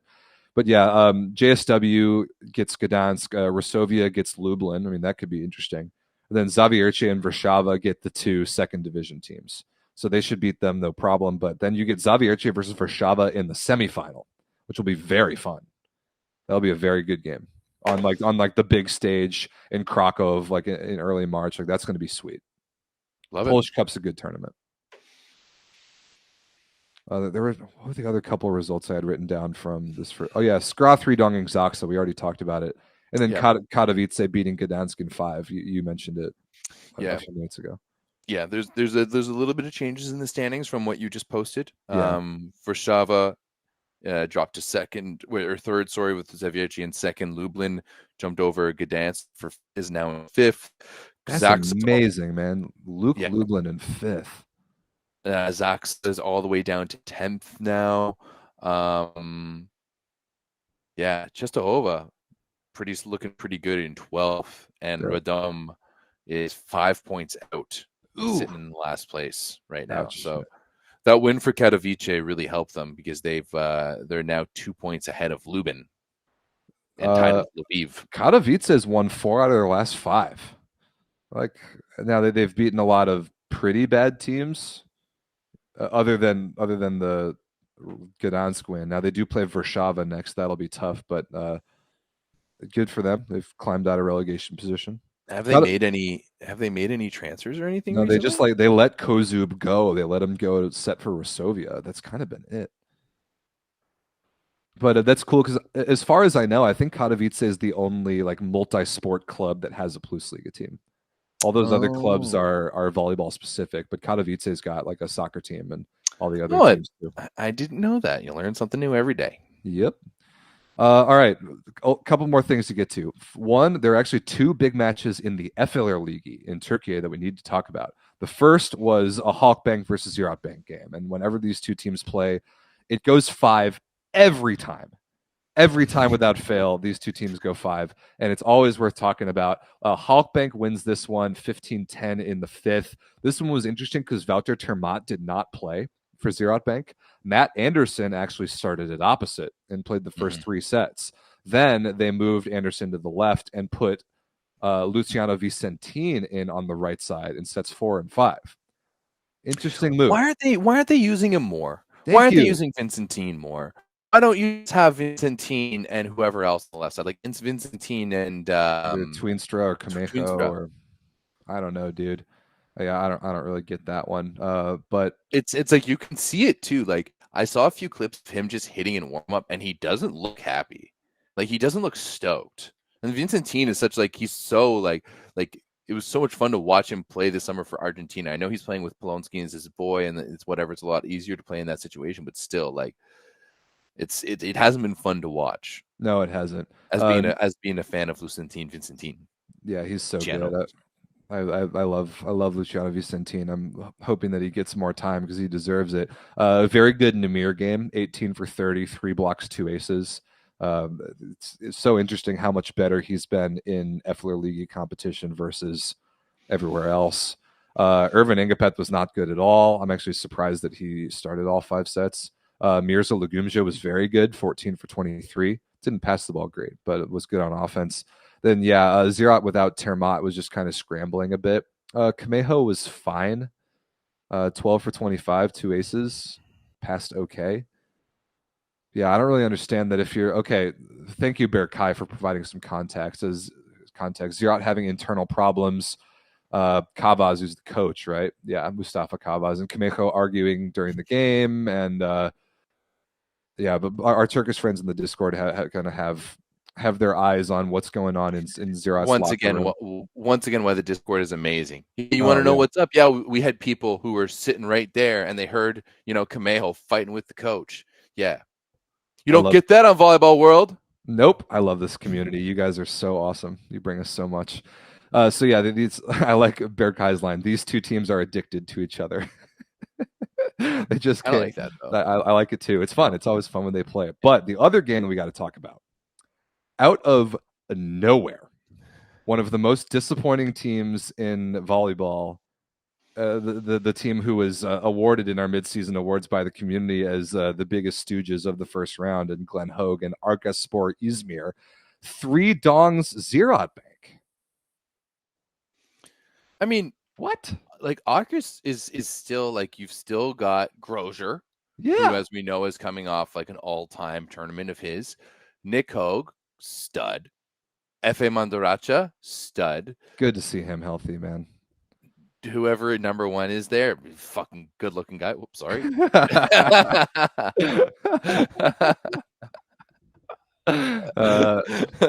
Very subtle. I'm not going to totally give it away, but if you're looking, if you know, you know. Yeah, good for Arcus. Grozer was awesome. F.A. Mandaraja was awesome.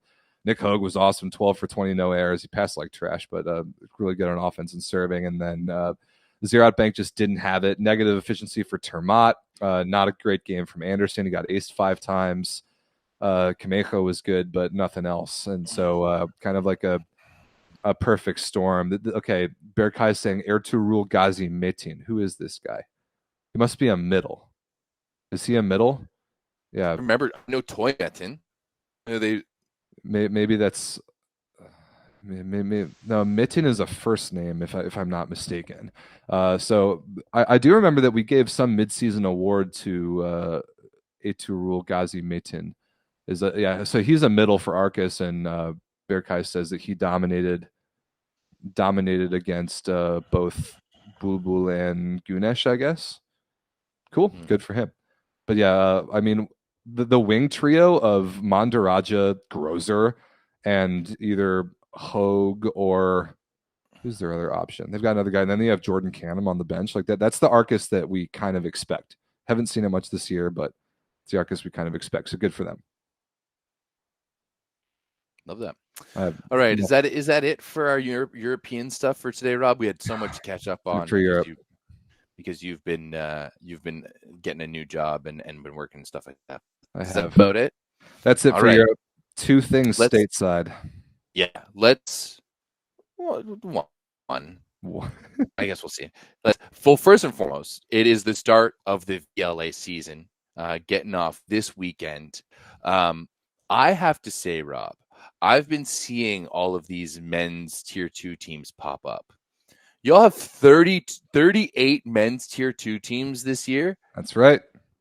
Now, I absolutely I've been seeing, like, I feel like a lot of these teams are doing better with their media this year. I love to see it.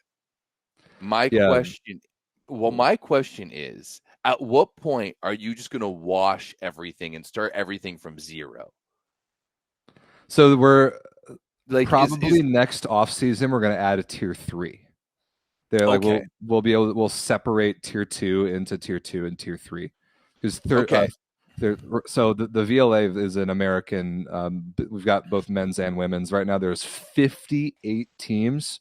There's 8 men's tier 1, 38 men's tier 2, and 12 women's. So the women's picked up 4 teams this offseason, which is awesome.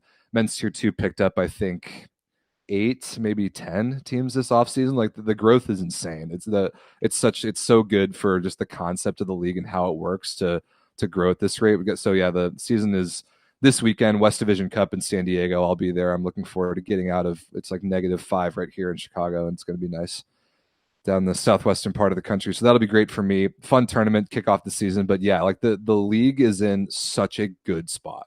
It's in such a good spot. The growth is so awesome. And we're still able to like empower all these teams to kind of run things themselves. A lot of them, other than the tier 1 teams, like they all make their own schedules. They play their own games. They stream their own games. They do their own media. Like the I've league, been seeing this, right? Yeah. Like it's impressive. Yeah, it's awesome. It's great. And they're like once we get to the point where we can separate like tier 2 from tier 3, it's just kind of like how hard are those teams trying to get promoted, I think will be the difference.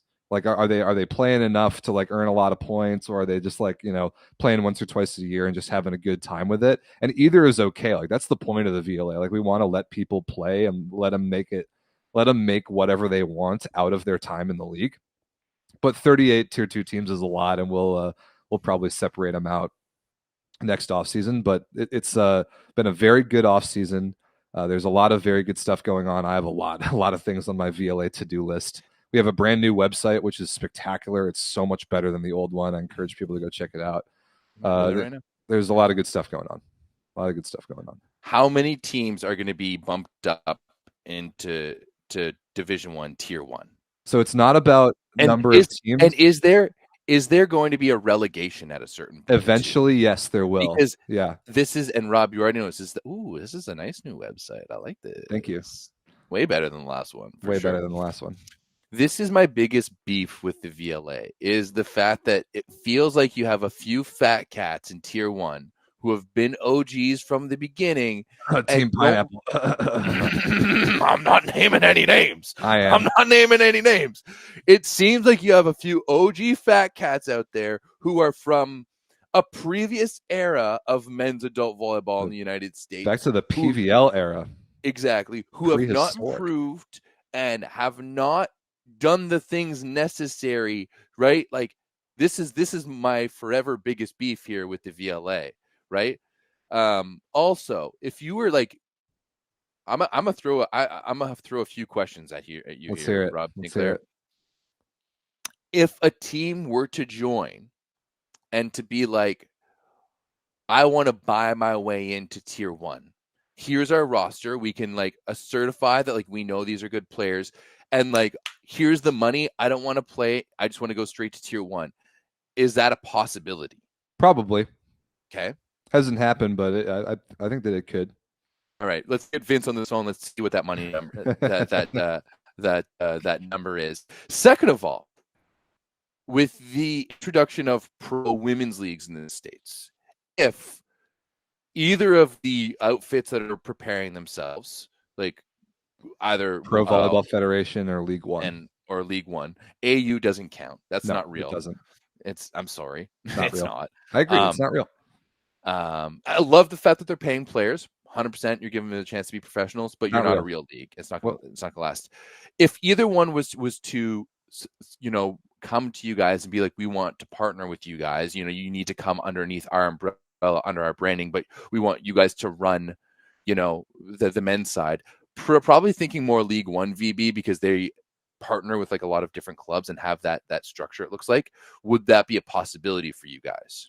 Possibility, but we're not going to stop doing it the way that we do it. The nice part about the VLA, and the part that I tell everybody, is that this is a slow and steady wins the race situation. Like we're entering season 5 here. Although, I mean, 2020 was one tournament, didn't count because of COVID. 2021 was abbreviated. This is like the 3rd real season. But the idea has been to like create like a proof of concept that grows itself and that runs in the black. That's the goal. Don't lose any money.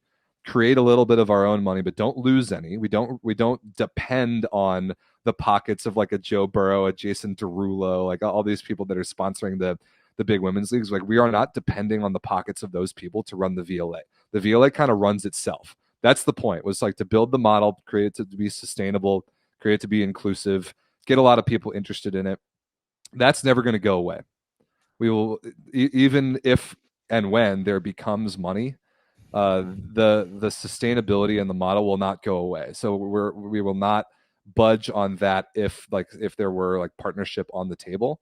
And I hope that I speak for the VLA board when I say that, because the concept that we've produced is, I think, so dependable and has proven itself to grow. I mean, there's 58 teams in the league, for God's sakes. So we believe in that, and I think the plan is going exactly according to plan.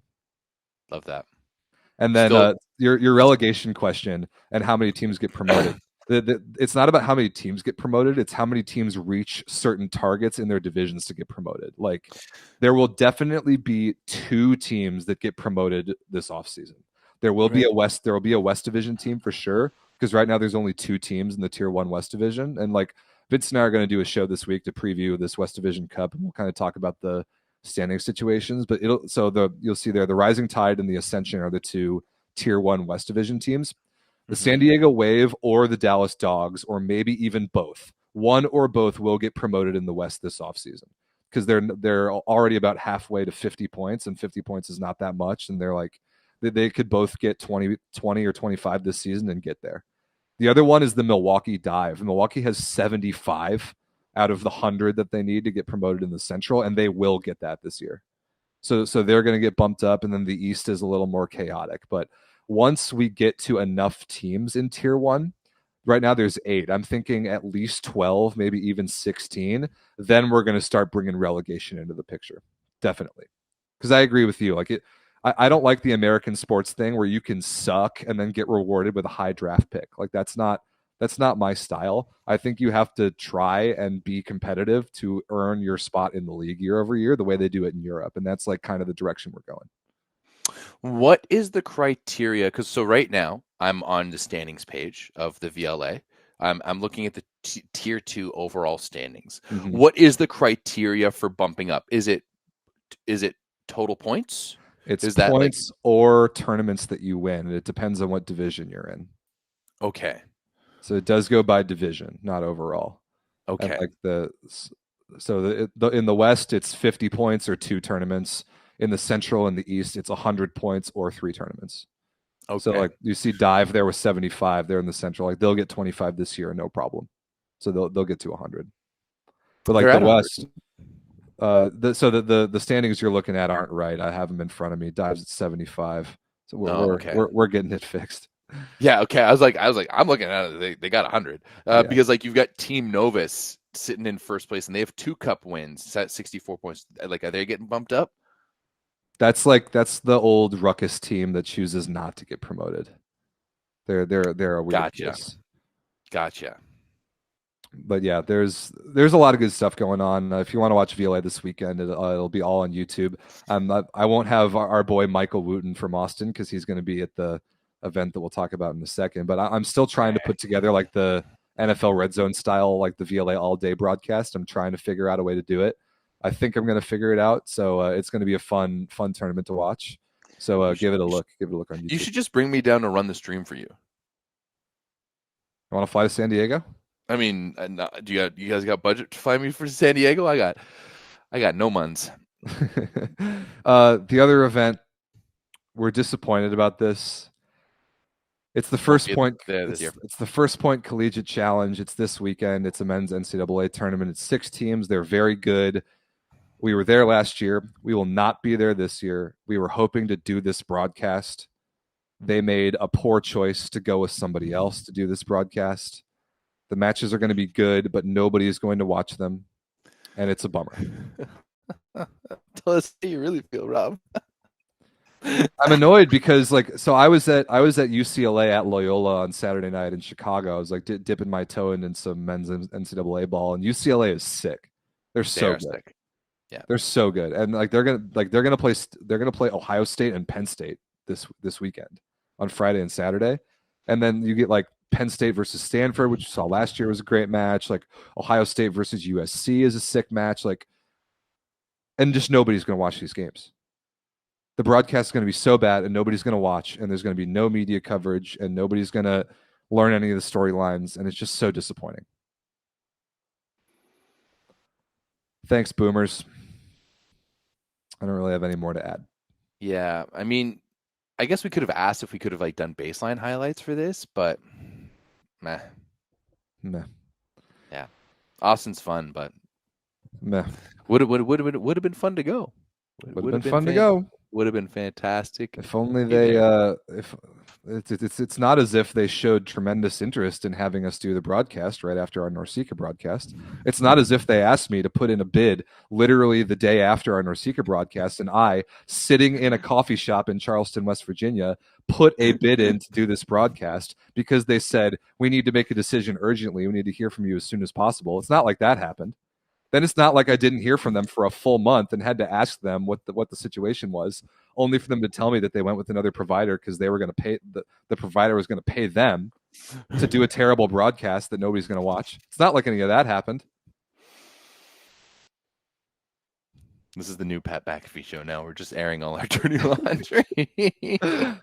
I'm sorry, I didn't think I was going to go on that rant, but none of that is false. Let me tell you that much. None of that is that is all truth. And you know what? If people want us there in the future, we'd love to be there. I think our past work speaks for itself. That's right. I think our community speaks for itself.